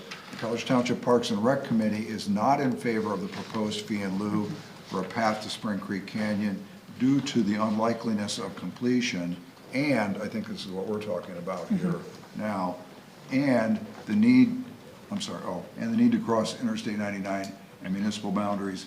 Instead, Commission suggests the reconfiguration of the 7 acres of active open space as contiguous. So what I interpreted there was a change from what was presented and more of a merging of the open spaces into preferably one, but at least fewer open spaces. Is that, Janet, why don't you just, so at least that second part is relevant to I this think discussion. the question I had was more about the contiguous piece of the open spaces. And you're both right. The planning commission, I did that last week too. The Parks and Rec Committee looked at this and feels that it really should be a 7-acre more concentrated, or whatever the requirement ultimately ends up being. And forgive my voice, this is ongoing. But anyway, one of the points that came out in our discussions was the fact that this development, if you go by the developer's numbers, is going to have 1,500 residents. And when you look at our overall population, it's 10,800. That puts 14% of our population in this area. And something as spread out as what we were looking at, with contiguous being sidewalks and this gathering spot and this clubhouse, and really doesn't meet the needs of that many residents. So that's why you got that comment. And then using the concept of fee in lieu of with the path, it just wasn't a concept that the committee found enticing or feasible or likely to occur. That's about the shortest answer I can give you. Okay, while you're up there, then a clarification. Yes. Does fee in lieu allow them to offer less open space because some of it is I accommodated? think there's some confusion. This is not a fee in lieu. They were offering a donation in addition to meeting their requirements. There's where some confusion came up. This is not a fee in lieu.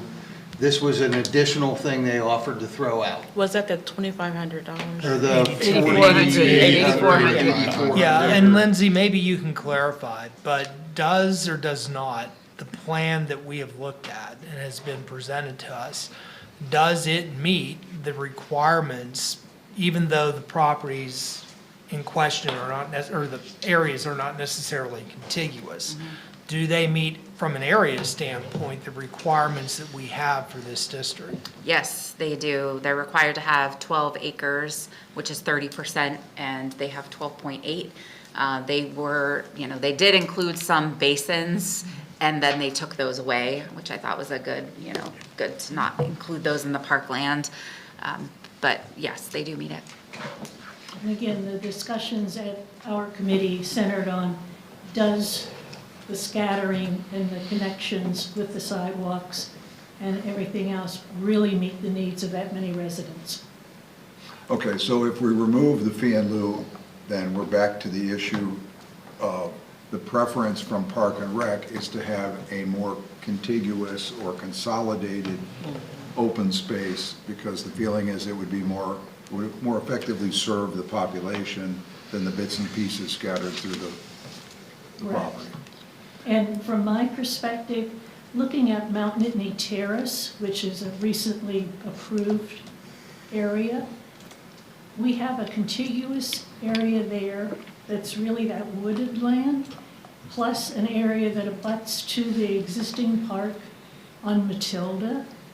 And so looking at one compared to the other and the density, again, back to Shiloh Road area, it just wasn't computing for me.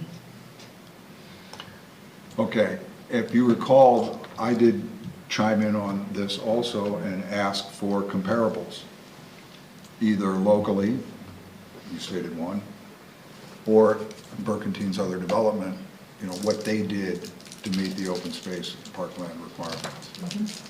Is there room for that in a condition, or does the condition have to be more specific? You mean, the applicant will be here on the 6th to just, I think, give you more input, regarding those types of things.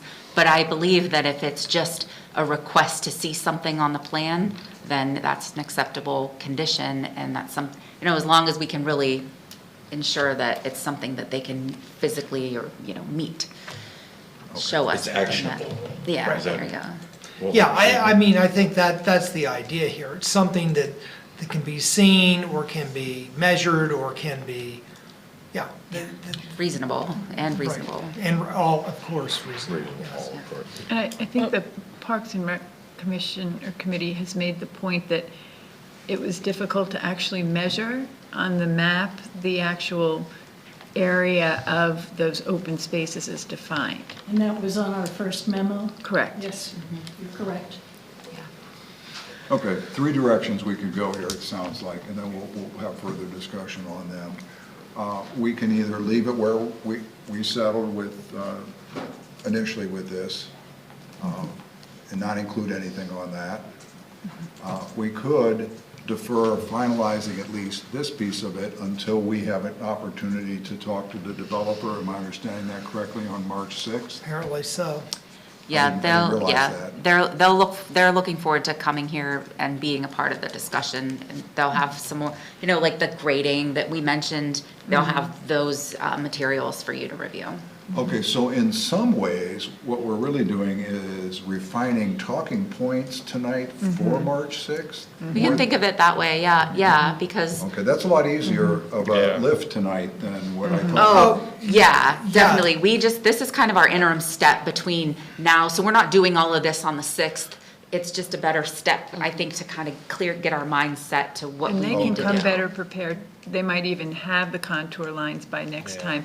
If we ask them to measure the area of those spaces and clearly measure that for us, they could bring that that evening, so then we could use that information right then and there during discussion. Right, I But this think, is a good talking point, because my whole request centered around, and I think, based off of Parks and Yeah. Rec, was that I can't really tell by looking at the plan how Correct. contiguous it is, how usable it is, right? So if they bring there and they Right. show that, then maybe the condition evolves into something more different, yeah. Yeah. Okay, Rich?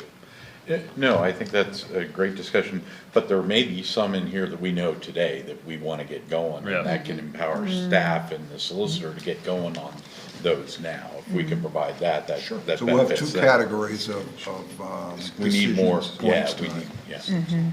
So, Tracy? No, go ahead. No, is it on this?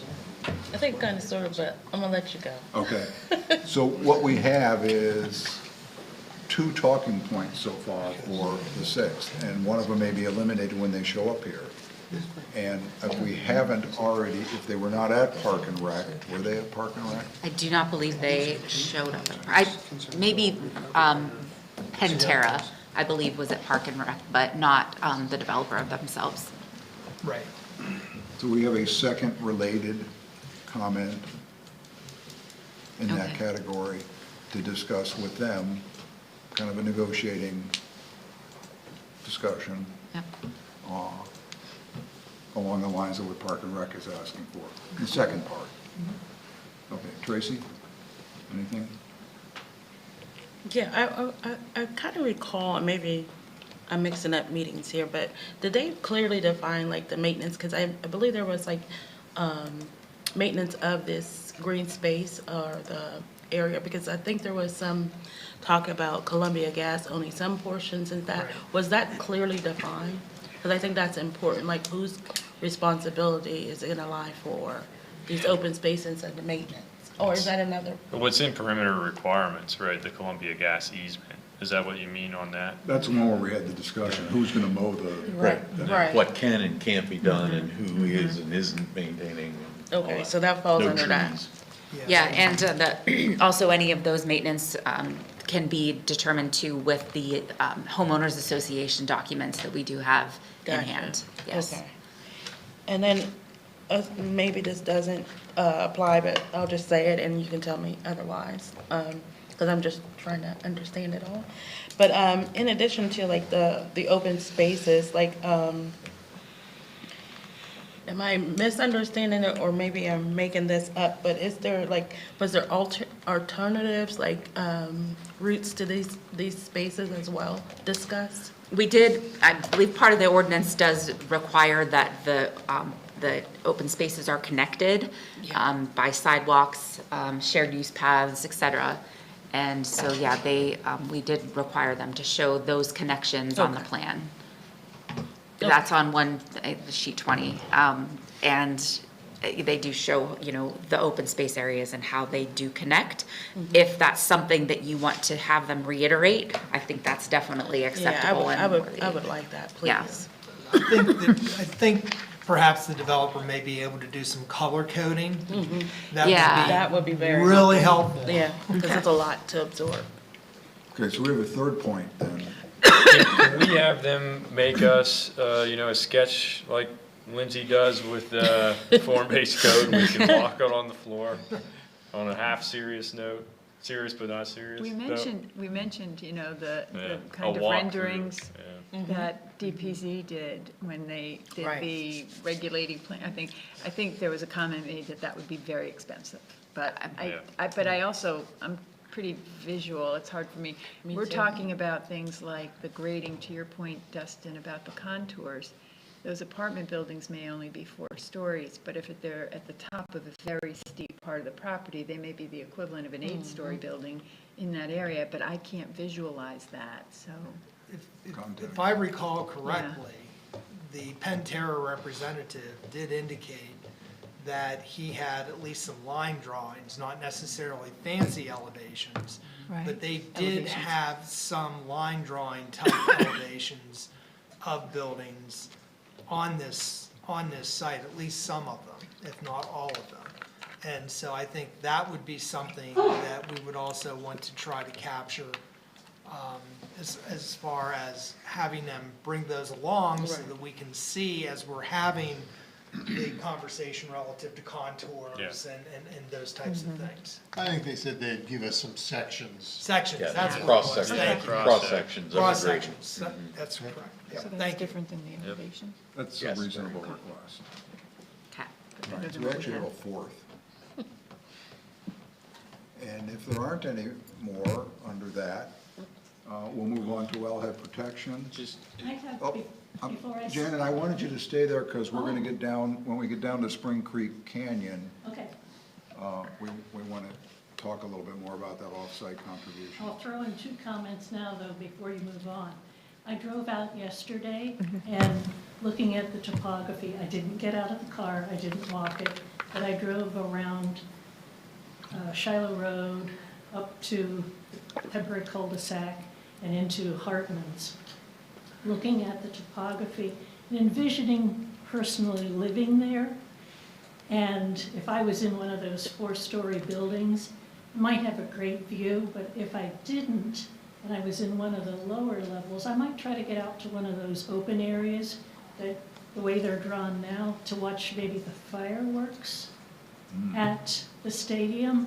And there's not, as it's drawn now, a good gathering spot, isolated as they are, for servicing all those residents if they want to do something like that.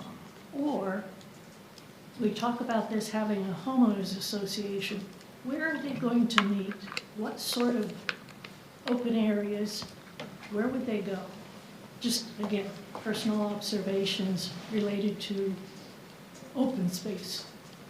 That's some good stuff, Lindsay. I think what's in there is the ability to take advantage through open space of some of the natural vistas or viewpoints, or what one would seem to be natural gathering areas.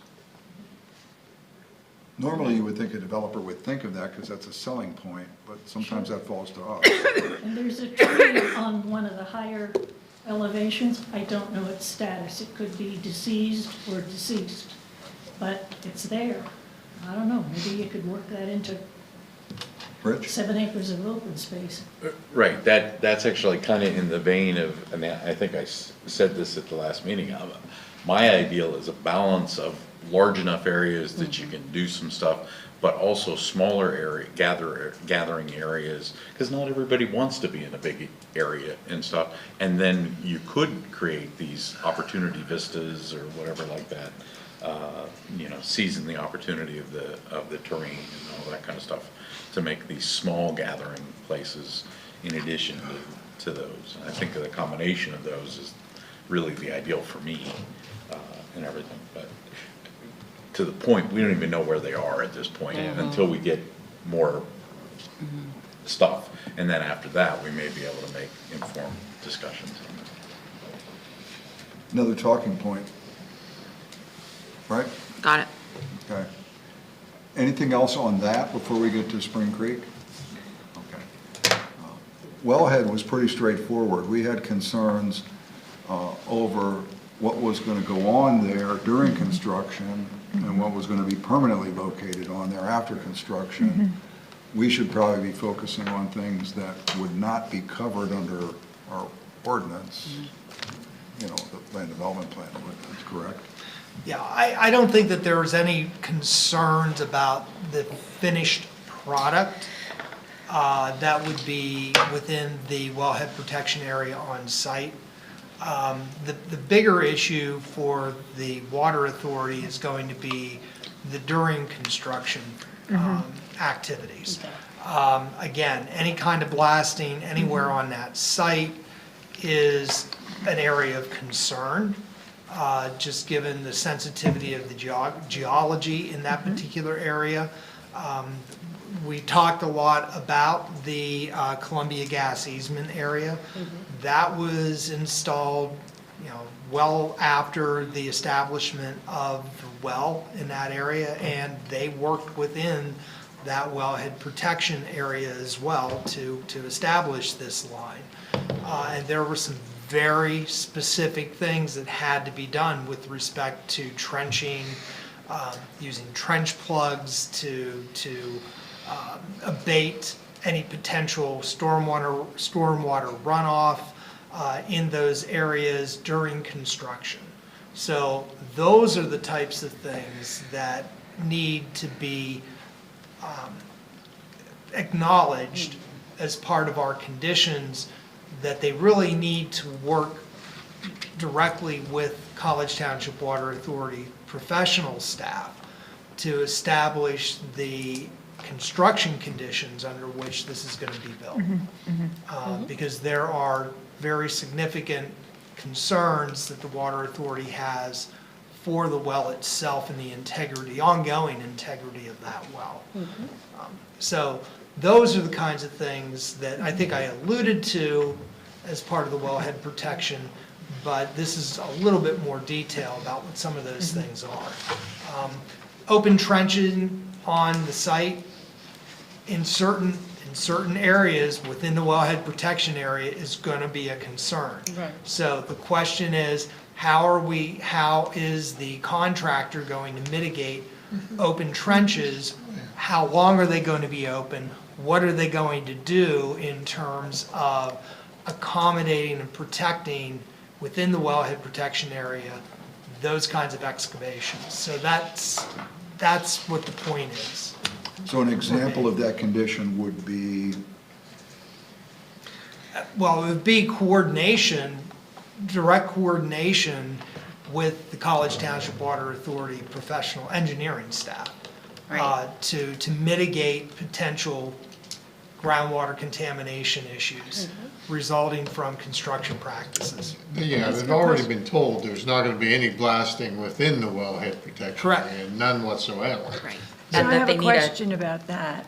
The wellhead protection doesn't encompass the entire property. That's correct. So if you're, this was a question I wanted to ask you, Don, or Jerry, even before the meeting, but, I mean, if you're 2 feet outside of the wellhead protection, you know, if we're very specific, are we asking, can we ask for those same protections outside the wellhead protection area inside the property? You can, it's reasonable to ask for coordination with the Throughout the engineering entire, staff. so stepping away For from all of defining the it, wellhead for all of protection. that, Yeah, that's Because my question. blasting let me be clear, blasting can be done within the wellhead protection area. Right. But it is a highly managed process. Certain types of blasting, right? I mean, And I think our position has been, yeah, you can do that, but we really, really do not recommend it. And well, I and there's think certain types that we yeah. wouldn't allow at all. I Yeah, mean, like massive blasting for cut and fill. Yeah, I whereas mean, you know. A trench might be a little bit different story. Right. Shallow blasts are much less concerning than deep blasts, right? So it's a matter of simple coordination on those kinds of points. And I don't know, as far as conditions, that council has to be any more specific than that.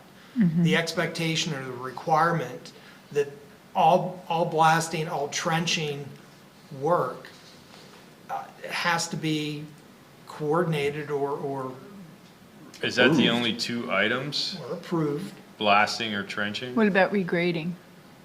Well, regrading could be an issue too. So in some that's kind of respects. where I was going, The you know, weight and I of kind of like regrading. Susan, it's like, you know, how do you regulate it properly if you're just gonna, you know, say not, I mean, maybe all the construction, maybe that's a condition, the entire construction needs to be regulated for these bullet points, right? Could To we- protect the wellhead. Could we defer this to the Water Authority to make that list? You've heard Yes. grading, we've heard blasting, we've great. heard trenching. Could we get it from? Yeah, we can do that. Rich? This is an opportunity for an abundance of caution to go even beyond Yeah. our ordinance, and. So that's the direction to the Water Authority is what Rich Yeah, said. that's where I'm at. Right, right, Yeah. and then the only other item I had was, you know, like, post-construction, our chemical application, you know, fertilizer application and all that, is that a concern in those areas? And again, abundance of caution, kind of thing, but. So we'd like a recommendation on this from the Water Authority Professional staff, yes. under, and the direction from council is, please utilize an abundance of caution within the realm of reasonableness. Yeah. Yep. It's good, and we can get that to you. You know, wellhead protection development techniques or something, right, for the entire property. Which we're not the experts on. Could that include testing as well? Like,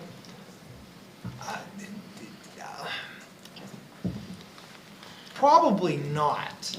I mean, so for example, if there was blasting that was going to occur on site outside of the current wellhead protection area, and that blast, didn't go as planned, all right, and it ended up being much more significant than what had been planned for, there may be some need for some testing. Typically, that's not going to be, generally, it's not gonna be a concern. But it really could be at some point, depending if something untoward should happen. right. Just a follow-up to that worst-case scenario, is there ability to require liability insurance, additional liability insurance? You know, should they be working in the wellhead zone or, you know? Well, I think you could have some kind of a rider for pollution damage during the construction. Maybe something Lewis could weigh in on there, yeah, let me make some notes. see what's reasonable. He just started taking notes. No, I didn't just start making notes. Should it be, I saw. not, should it, in conjunction to, Rich's comment, should it just not be during construction but after? Yeah, I mean, I don't know if that's something that we could maybe ask them to incorporate into their HOA documents, so all of the residents know if they're applying any fertilizers, anything like that, that it really has to be, you know, ensure what it is, or storage of those types of things on site. But the most dangerous period is during construction. Yeah, I mean, overall. by and large, yes. Yes. That's, so these other things that were mentioned after the fact are a concern, but clearly the most potential for damage or impact is actually gonna be during this Right, construction. and in some things, you require a bond. Sure. Or some type of protection for the water authority. Yeah, I'm gonna have to Because you've got a review- huge asset at risk by this work. I've gotta go back One and oops.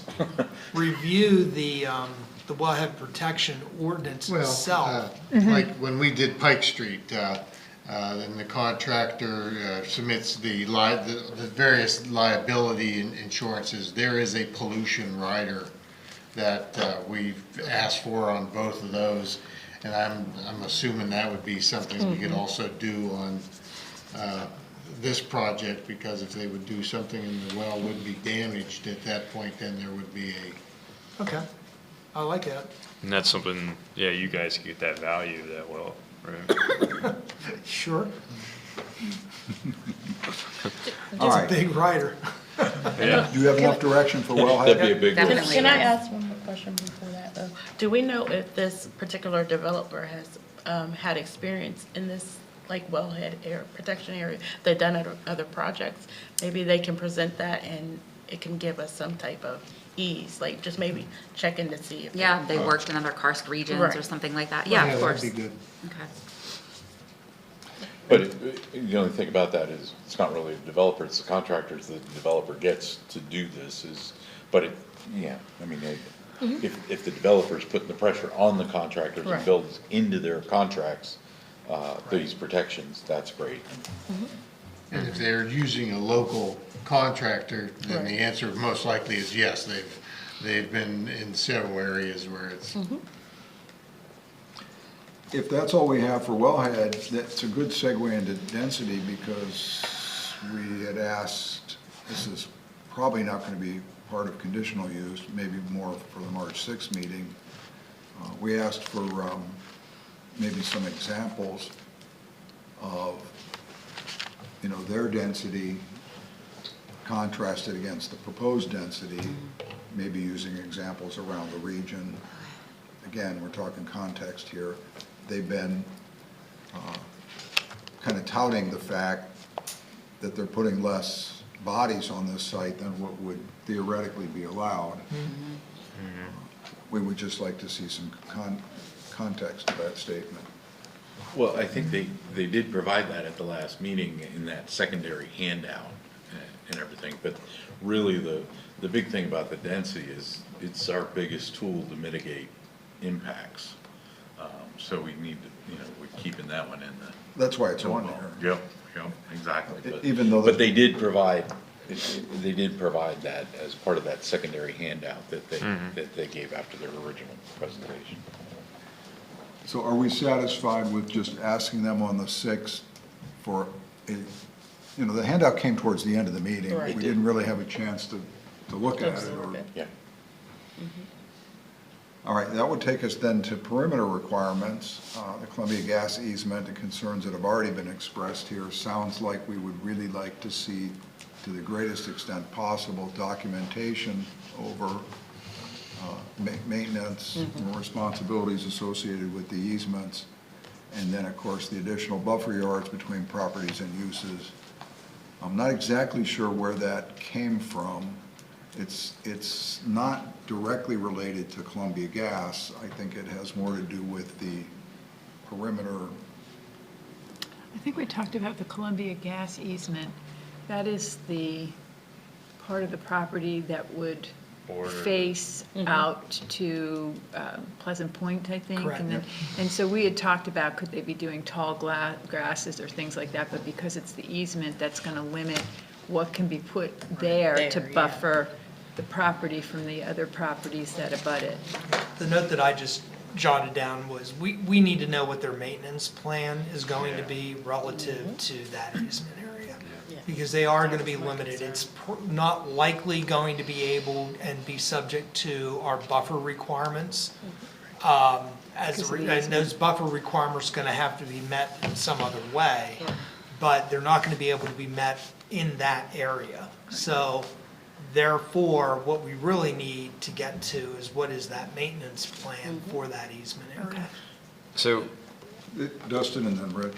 so what you're saying is basically like we should not be counting that Columbia Gas easement as the buffer. Like we shouldn't be allowing that? Is that what we're thinking about? I'm speaking a little out of turn relative to. We don't require buffers between properties. The buffers are required between uses. We're looking at multifamily to multifamily on that end.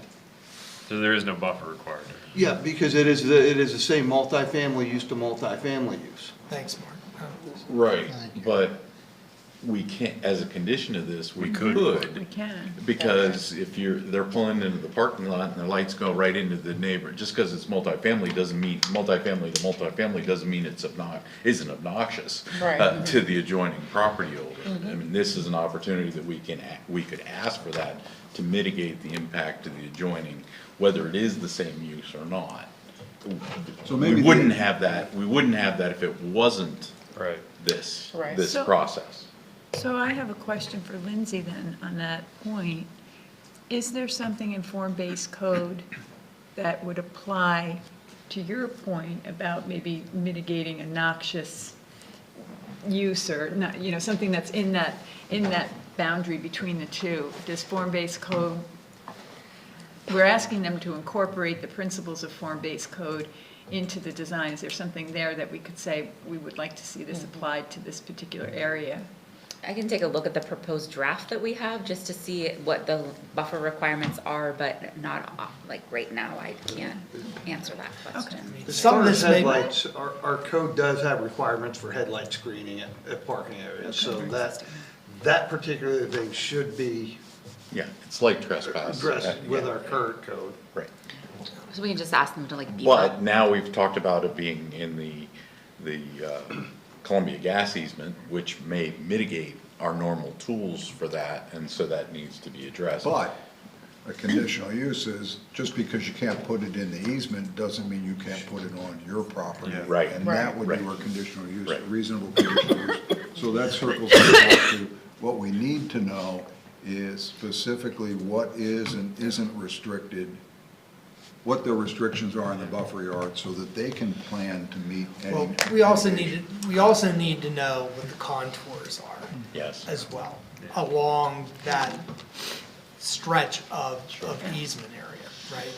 To determine the extent to which there would be light trespass from cars and those types of things. So on the Columbia Gas easement, But it's flat. it feels like there should be something from Columbia Gas saying, you know, this isn't the developer's interpretation of what they can and can't do in the Columbia Gas easement. This is Columbia Gas saying, this is what you can and can't do.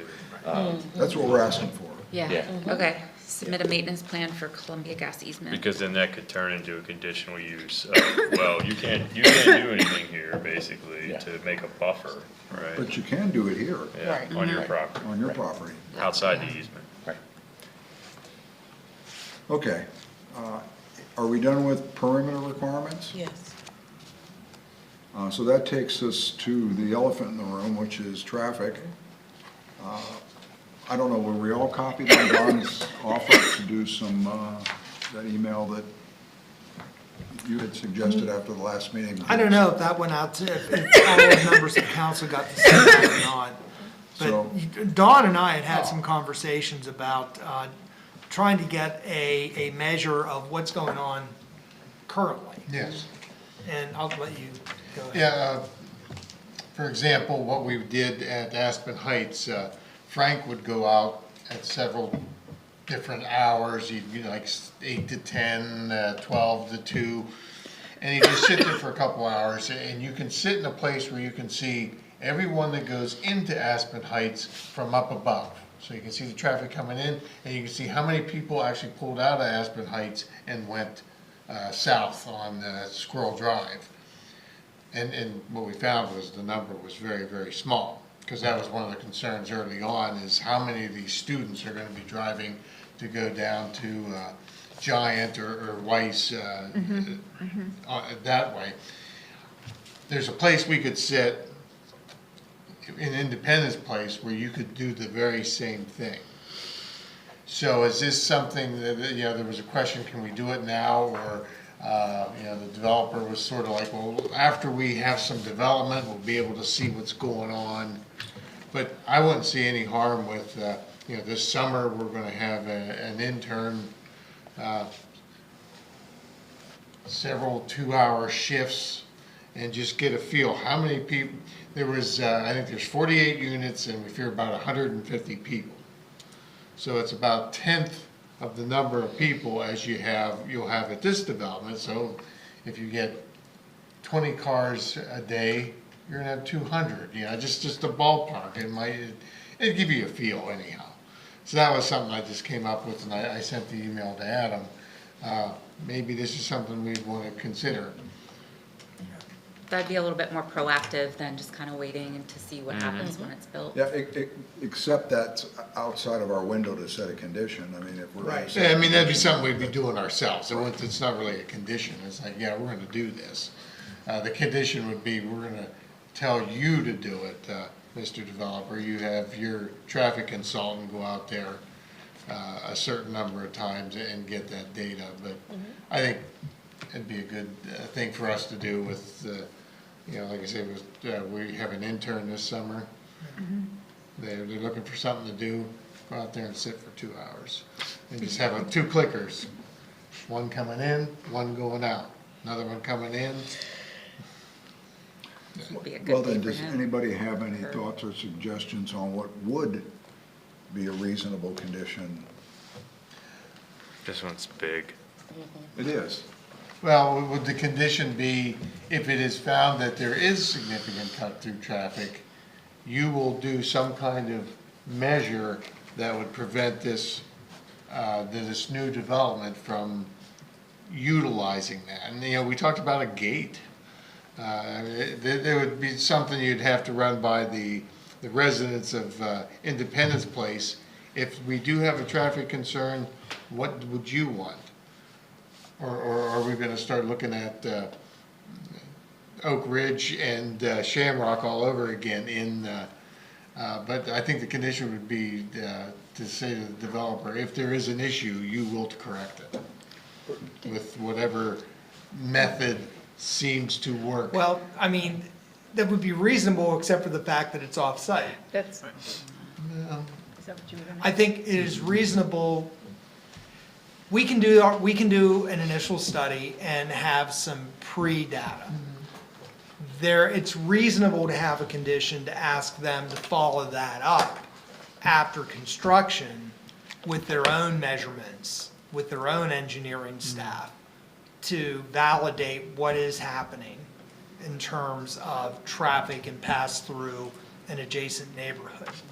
Yeah, That's one a of- reasonable condition. Yeah, one of the things I'd point out is a lot of this Burkentine site is going to be farther away where they're going to just hop out on Beckham Road and get out on, especially if there's a signal there.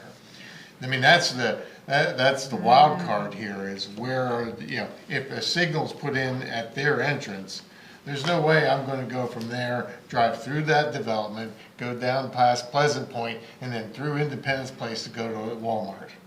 I'll go out to the light. I mean, so that's a biggie. And then once again, if there's a traffic signal at Trout Road and Shiloh, am I going to really try snaking around this other development, or I'm just going to go out and then drive down and go up Drivabus and go in that way? So. All right, but before we open it up here, the consensus staff suggestion is a reasonable condition, if we can't do any better than this, is to ask them to commit to some formal study that includes formal recommendations. After completion of each phase. Yeah, that somebody else would be responsible for implementing, other than them. At a minimum, yeah. Okay. Rich? Yeah, I think that's a little bit of my, concern. So reasonableness is in the eye of the beholder and everything.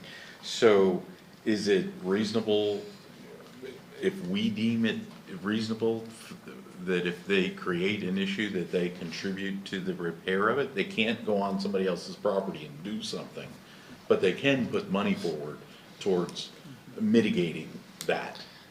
Kind of like what we did right up here? Absolutely. With the contribution? Yes, and then I think we have a tool, our LTAC uses it all the time, we could specifically reference that as mitigating, potential mitigating type stuff.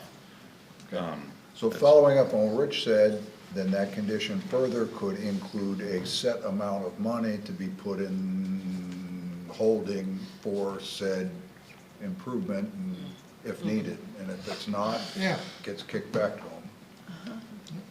After a period of time, right? Yeah. Right. And the Hilltop's a good example. Yep. Like after And the completion of all retainers. phases. Yeah, I was gonna say full development. Yeah. Yeah, Yeah, say money and bear- retainer, right? yeah. Bear in mind the development in question that fears that there may be some cut-through traffic, they are all private streets. Yeah. I was just gonna ask where those township They'd have to agree streets- to, we understand. Yeah. But it's us fulfilling our responsibility of representing Yes. them and at least giving the recognition of the problem and putting in place some dollars to try and address it. Or data that shows that it It isn't an issue. doesn't exist. I will say, I can't predict what people will do, but that is not a desirable cut-through. It's not a straight through. To get from Trout Road to Drabblebus Street, it's on the far end of the development. These roads have narrow cartways. They're nowhere even near our two-way street and then it's a sharp turn through a couple intersections. It would be a long way cut through and less convenient, but I'm sure people will use it. But As it is today, I 100% agree, but the crystal ball saying what Shiloh Road's gonna be like in Yeah. 10 Correct. years or something like that, I think that's where we're leaning towards a protection. Gives us options. So Yeah. I have a question about those private roads, Mark. Can they do something themselves to stop people from coming in there? There's nothing to prevent the HOA from Right. making it a gated community. And we actually have a gated community in College Township Okay.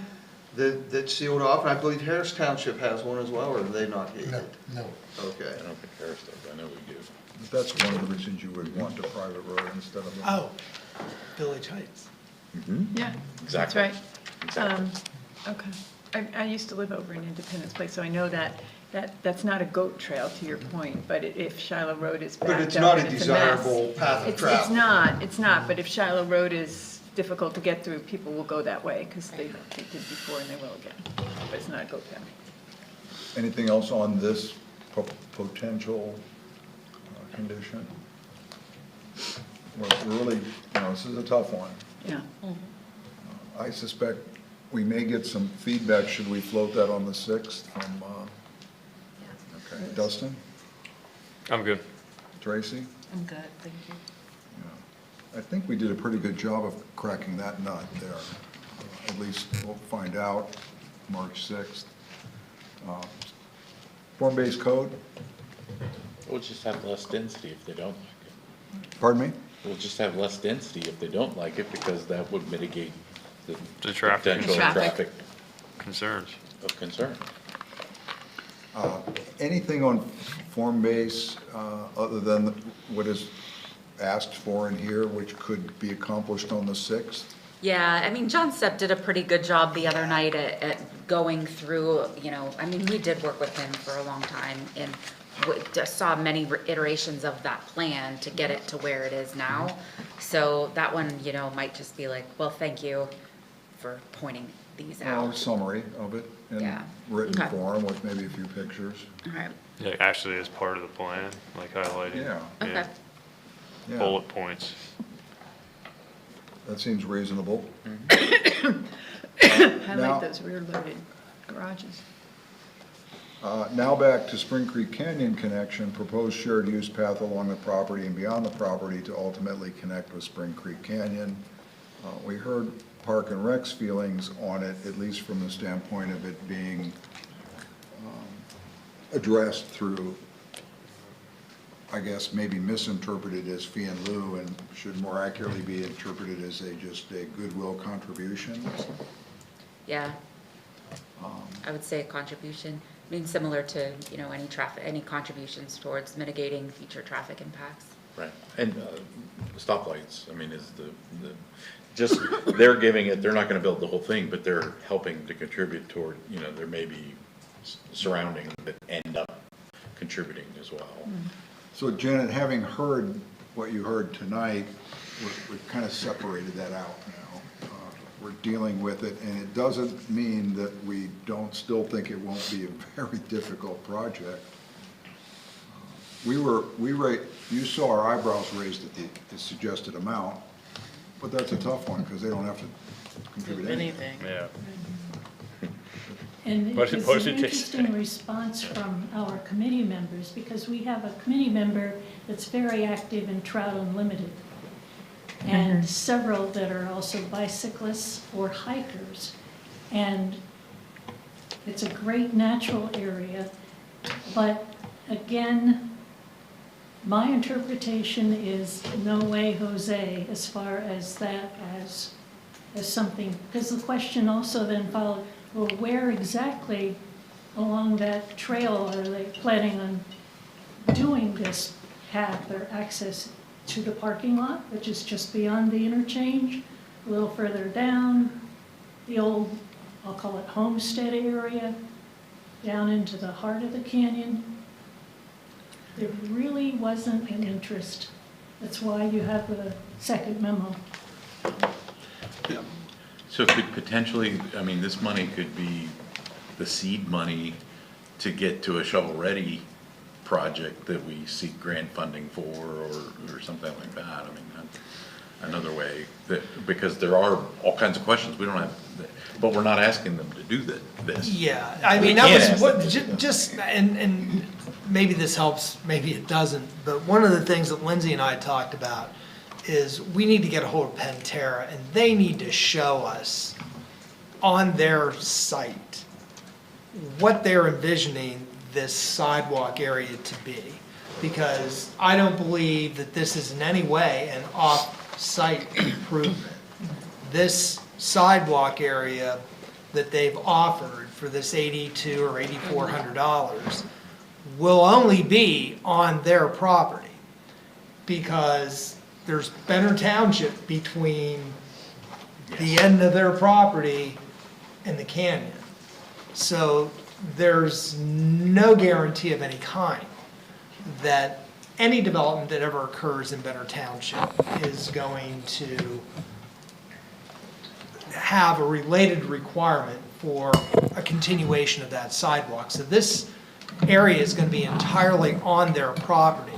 And what we don't know is where that is, what it looks like, and oh, by the way, the last written comment that's down here talks about grade, and you saw, if you drove around there, there's some interesting grades along this property to Shiloh Road.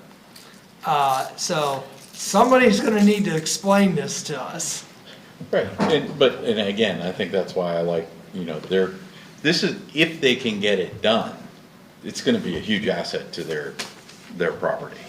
And so if we have the opportunity to ask for contribution towards studying towards that conclusion, I think that's reasonable. And because it could be a win-win when getting it done, kind of thing. There's no delusions that it's gonna get done anytime soon or anything like that, but I think we've seen Hilltop, the Aspen Heights, we've saw several of those kind of things. A bad example could be the retreat, that Whitehall Road sidewalk and everything, great intentions, it just got into the too hard to do category, and everything. I can't see Benner having an issue if we get it completely funded to get done, because it'd be an asset to those property owners and but it's all too preliminary to be just throwing it out of hand.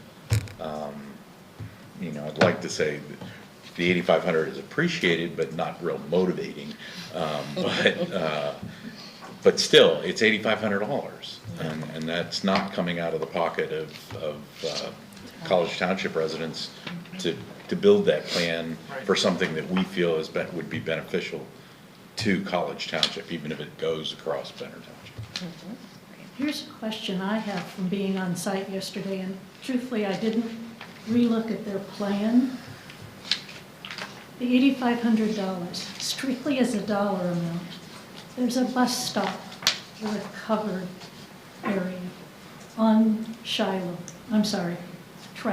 Right. Do the sidewalks that are proposed give you an access to that bus stop? Is there going to be any other buses that come into this development? Is the $8,500 better used rather than lost to accommodate some kind of bus access, whether it's down to the existing stop or something else through the development? And nobody else is owning that thought but me, because it's just something I noticed yesterday in coming out. That will be required when the land development plan comes in. I have no doubt that they're gonna be required to have a transit stop there somewhere. Okay. And CATA is involved too with our reviews. We ensure CATA reviews all of the land development plans that come through to ensure that connection is there. So CATA's. But there will be a connection from this site over to Pleasant Point. Mm-hmm. So if you wanted to walk it, you'll be able to walk through there. Yeah. And they still haven't shown the actual sidewalk or shared use path along Shiloh that's required, because they're saying that they're waiting for the traffic impact study, to be finished to see what, like, if you have to widen the road or, whatever there. So that's still one remaining thing too. Well, and that's a critical piece of the sidewalk to the Spring Creek. Yeah. Because that's a piece we don't have to build, and it's a challenging grade issue along there, so. I think maybe one of the questions for May 6th is, we'd like to see that sooner than later, even if the traffic study's not in, give us your best guess. And I do have the 2 emails to John telling him to give us that alignment. Because I think what we don't want to see is a last-minute request for a deferral or a waiver because of a grade, or because of an uncertainty over the True, yeah. Traffic study. yeah, the Yeah. traffic study. Have a plan A, B, or C anticipating likely outcomes of the traffic study so that we can move forward with the most reasonable, ask for the most reasonable one to be done. Okay. Got it. Get there, piece by piece. Similar to the buffer, there's gonna be a limitation of the scope of anything on Shiloh, so you have an opportunity to put it somewhere where Yeah, and let's talk about that now. pretty certain it's not gonna be impacted. Okay. Anything else on Spring Creek Canyon? All right, that takes us to buffer yards, which, anything we haven't covered already in our previous discussion? How is this buffer yards different than the one under perimeter requirements? Yeah, I'm not sure I it is. think they're sort of one and the same, but they were asked, those points were brought up separately. They're the same, but they were brought up, is it a potato, is it a potato? And if it's there, the buffer between Pleasant Point versus the buffer between UAJA and the property. So we got just those 2. So that would take us to grading, which my recollection is there was concerns about site distance and clearance and all of that related to the intersection. Yeah, that was my comment. Again, not knowing exactly what the contours, what the grades and levels are, where Beckham Road is anticipated. I think I just wanted to be sure that we understand as a council that depending on I am so out of my element here. What the peak of the grade is, all right, it could be an extensive cut to a proposed Beckham Road. Am I correct, Don? No, going out onto Shiloh, there will be a fairly significant cut. It'll be deep. Yeah. And because it will be so deep, it may necessitate it'll have to meet obvious PennDOT standards. Oh, and then we have site distance requirements, so that We have would site be part distance of design. requirements. But it may be a reasonable condition to go beyond what those are. And make it even more obvious. I think we've all been in travels to places where you have it's bad. significant grades and you come out, you don't know there's a road there. Yeah, and. You could creep out. Yeah, so it will have to meet PennDOT standards, it'll have to meet our site distance standards. All that I was suggesting is there might want to be a little bit additional consideration there, once we see what this thing looks like. We may ask them to do more than what would be more than what would be technically required to make that either A, more attractive, or, A, Safer. more safe, and B, more attractive. That was my thought on the issue of the grade, especially with respect to Beckham. So this is like the sidewalk. We need to start to see some preliminary design so that we can respond to that, right? Make a judgment. Yeah, that goes, and again, into the abundance of caution pot. Yeah, I mean, it's really the grading the whole way along Shiloh on that whole frontage, really. Yeah. After you get past the 7 acres of the water authority, which is relatively low grade, it rises rather quickly.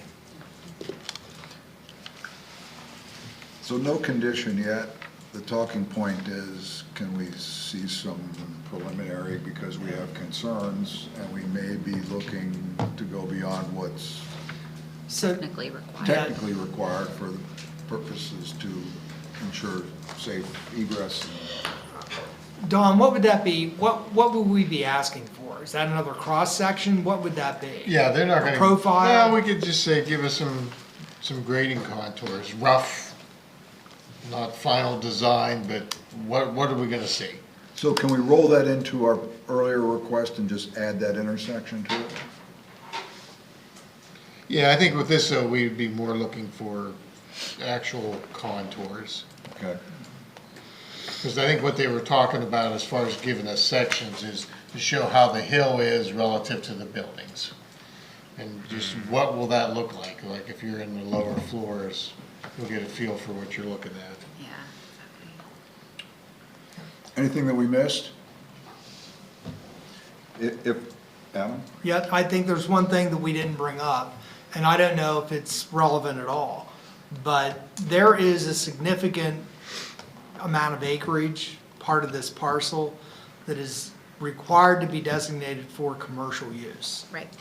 Okay, and that is, if you visualize the plan, that's in the upper right-hand corner. The developers are not the individuals that ultimately are gonna be developing that commercial. That is something that they've had to accommodate in order to do what they do best. They don't do the development of the commercial area. So my question is, and I'm just throwing it out, is there anything relative to that? And how big, and that's what, is it, it's not 30 acres, but I mean, it's 15 acres, right? I can't remember, 7 maybe? That's, yeah, Maybe- okay. 7 sounding Half close. as much. 7 or 8 acres that we have no idea at this time what may happen there. But the question is there any kind of a condition that we should be contemplating relative to that commercial area? Yeah, I know when we updated the ordinance, we did talk about mixed use, and it's a PRD. There's a lot of residential being proposed, but there's really no mixed use component to it. Yeah, there's a residential area, but that's not, providing like a little coffee shop or something, below some of the areas where folks are going to be living. So, I mean, that could be definitely a consideration. What could be the consideration? Just, what type of commercial activities or, what they plan to do. Do they have any, plans for mixed use? I know we talked to them about it, and I know it's, from what I've heard, they have it in other development, and other Burkentine developments, so. So they either subdivide or they lease it out to a commercial developer. Right. So it's a lot like the high rises downtown. They put the commercial space in order to get the height for residential, but it could be empty for 20 years.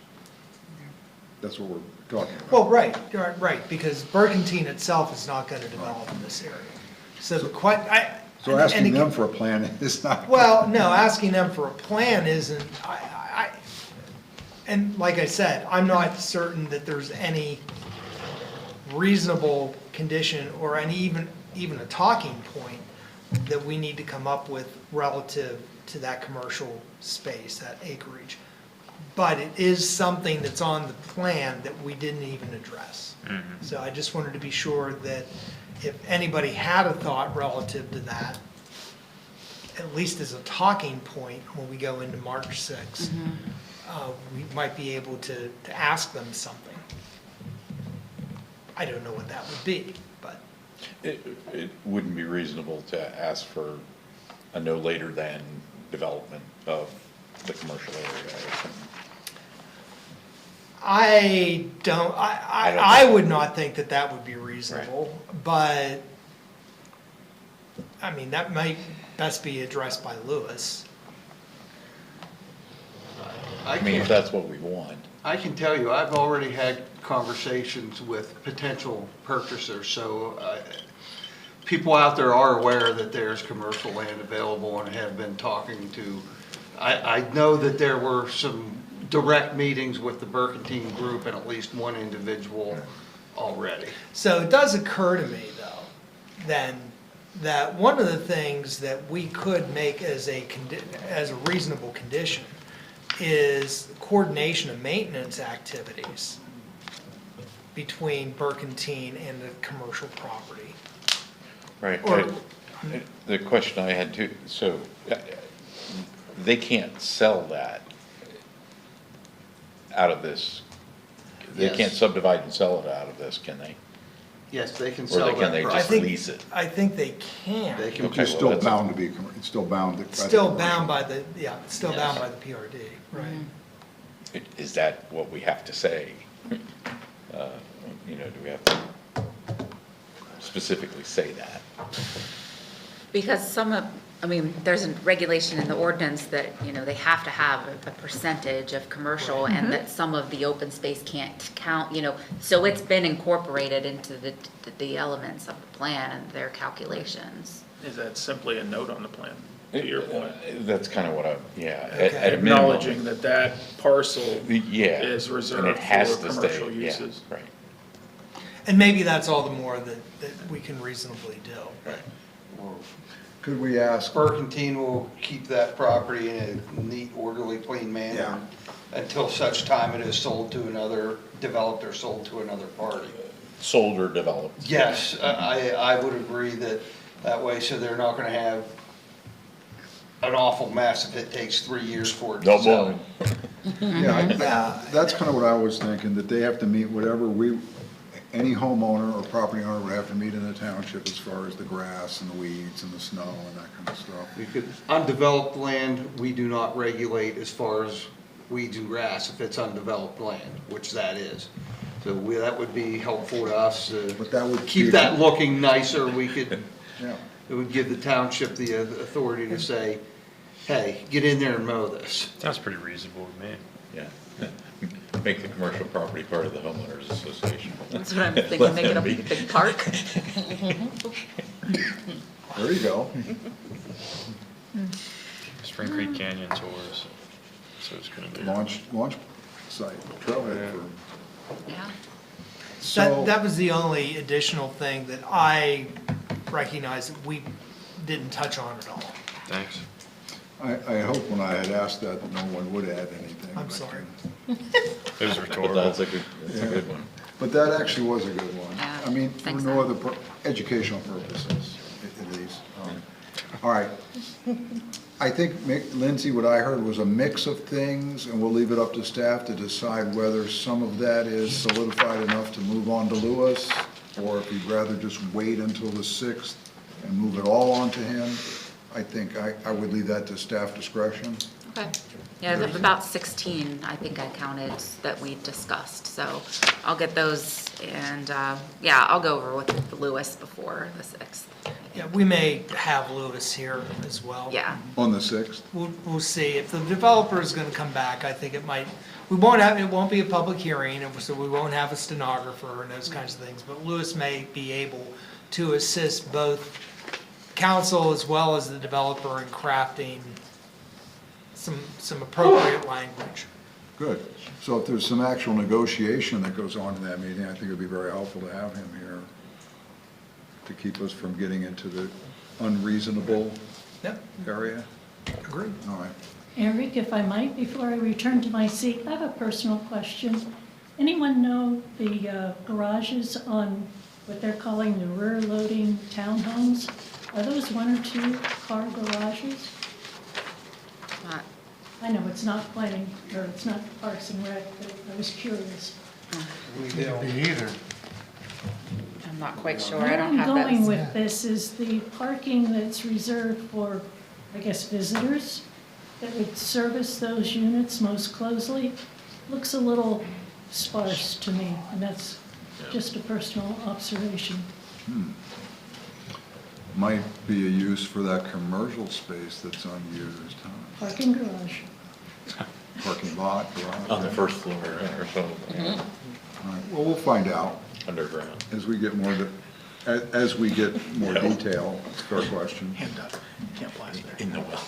This is where I was going. That's where I was going. Hey, can we close OB3? I just want to see that. Yes, please. Thank you.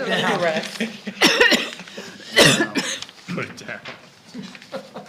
That takes us to OB4. And if we're happy enough with Mike, or how the revisions that we provided, plus the one additional new comment, we could actually take action tonight. But before we do that, Mike, Sure. want to take us through This is by no means the heavy lift that Lindsay just went through. So this is just continuation of your discussion from your last meeting, and I appreciate Dawn's taking this on while I was at a hotel in Bedford at a conference. I did watch this discussion, though, and I appreciate the thoughtful conversation that the council had around these responses. To your point, Eric, what you see reflected in this memo and the attachment in yellow are the revisions that I incorporated to try to accommodate the discussion that I heard from the last meeting. There was one additional one that I put in here, and it's a note that I recognized as I was listening to your discussion that we likely missed. And it's under the first question of the key corridors. A listing for State Route 26 East College Avenue, Puddintown Road intersection specifically. At some point, that is going to trip the warrant for a signal. So it's just a reflection of how that happens is yet to be determined, but if it becomes a point where the volumes necessitate that a signal be put in there, it's best to have it on the long-range plan. It opens up an avenue for us to pursue grant funding and those kind of things if it is specifically a township-oriented development. Anticipate that's most likely going to be something on the private side that happens, but felt it was merited a comment in this list.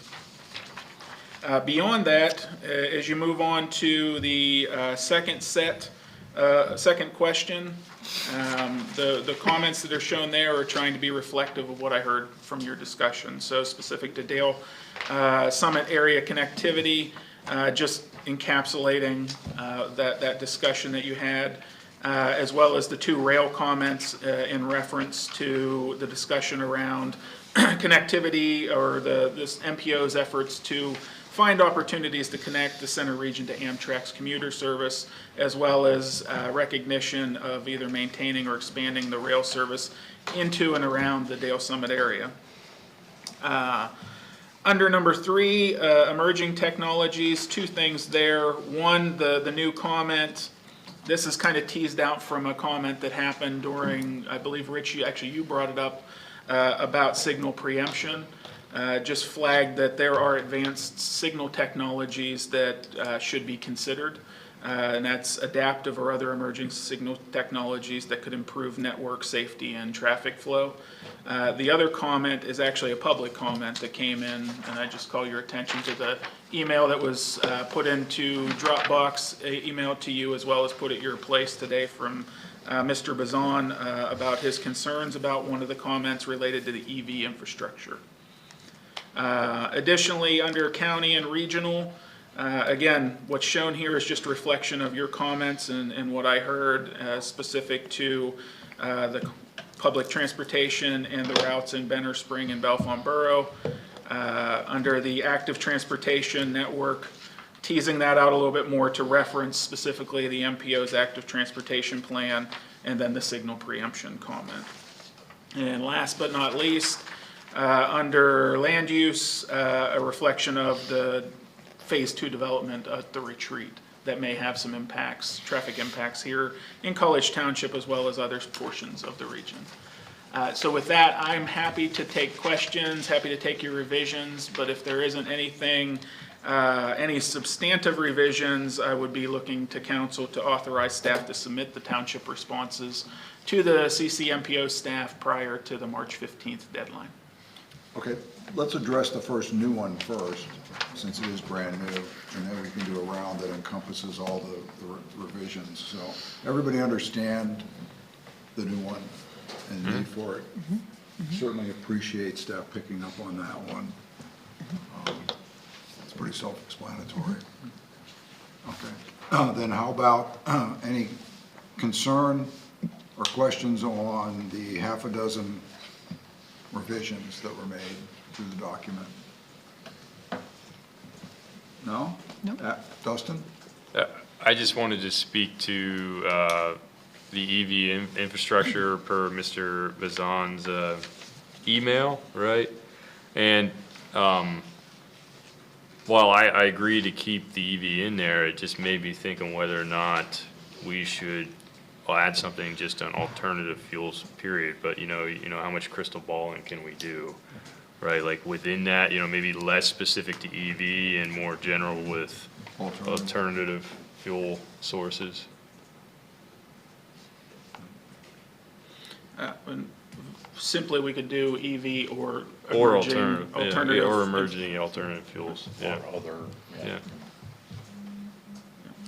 That's an easy fix. That's a good point. Anybody else? No.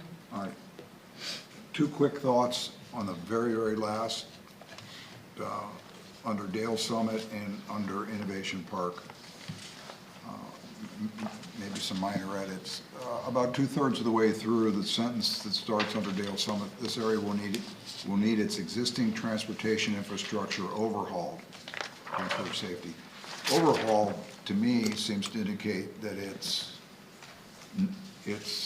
not, it doesn't have the current capacity to serve. And I believe it does, and I'm a little bit concerned with the word overhauled, because I think of the indication. We already know that the infrastructure supports them all at full capacity, and we currently don't really anticipate, even with the casino, any demand beyond what the current capacity will hold. I'd like to see the focus be on what follows that.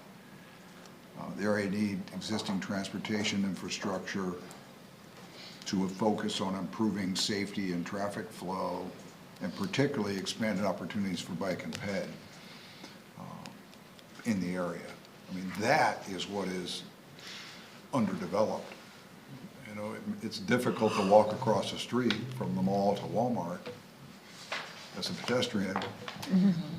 And I think the focus there should be more broader and shouldn't indicate our feeling that we need to overhaul the infrastructure, the traffic infrastructure. Okay. Maybe some minor tweaks, maybe some left turn lanes or whatever. I'd really like to see the focus on, and then if there's agreement there, the word overhaul is a scary word to me, particularly what we're dealing with It doesn't right sound now. like it's in disrepair. So Yeah. maybe we can, Right, because honestly, the only formal, and we're about to get another formal evaluation, and so far there's been no indication that the traffic infrastructure is in any way incapable of handling what's out there currently or what's projected to be out there. so could we say something like transportation gaps, maybe? Yes. Maybe it's not. As it might apply to other modes even. Right.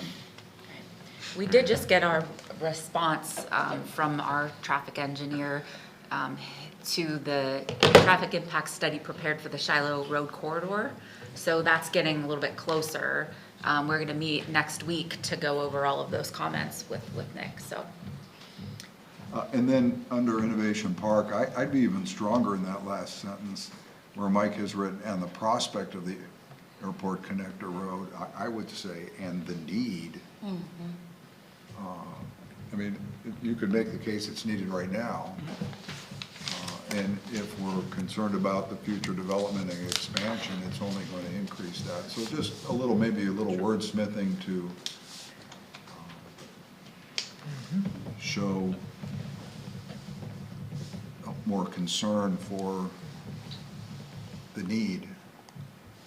Just drop in the future as well from that sentence. Yeah. Yes, and yes, just period after road. Any objections to that? No? Okay. Well, then, this would require action. If we're comfortable, then the chair will accept the motion to authorize staff to submit these to the MPO on our behalf. Anyone want to make it? Yeah, Mr. Chair, I move the council authorize staff to submit the township's responses to the CCMPO prior to the March 15 deadline, including the de minimis changes made this evening. Second. Second. All right, discussion. It is a motion. Anybody in the audience? Anybody online? Quick comment. I said this before, Mike wasn't here. I'll say it again. This was a very thorough and complete list for the long-range transportation plan, and I'm very proud to say that it came from College Township. I think it could serve as a model for other municipal comments on long-range transportation plan. So with that, all in favor of the motion, please signify by saying aye. Aye. Anyone opposed? Motion carries. Thanks again, Mike and Don. And anybody else that contributed to this. We have no new business, fortunately. We have one staff informative that unless anybody wants to, no, okay. That takes us to council and staff, other matters. Looking to the right, Rich? Just one alibi, I think I mentioned it, but the land development plan for the Whitehall Road Regional Park is at the county being recorded. That's a crucial step towards getting the certificate of occupancy and thereby legally and officially using the park. Okay. Big thumbs up to everybody involved in getting that ball to the finish line. Anybody else? Oh, and by the way, they still have money. Not a lot, but I think they have $6,000 left in contingency. Can transfer that to Hessfield. Yes. All right, then all that's left is to entertain a motion to adjourn and go home. So moved. I think I heard a motion. Do I have a second? I think I heard a second. Yep. We're adjourned. About 6 of them.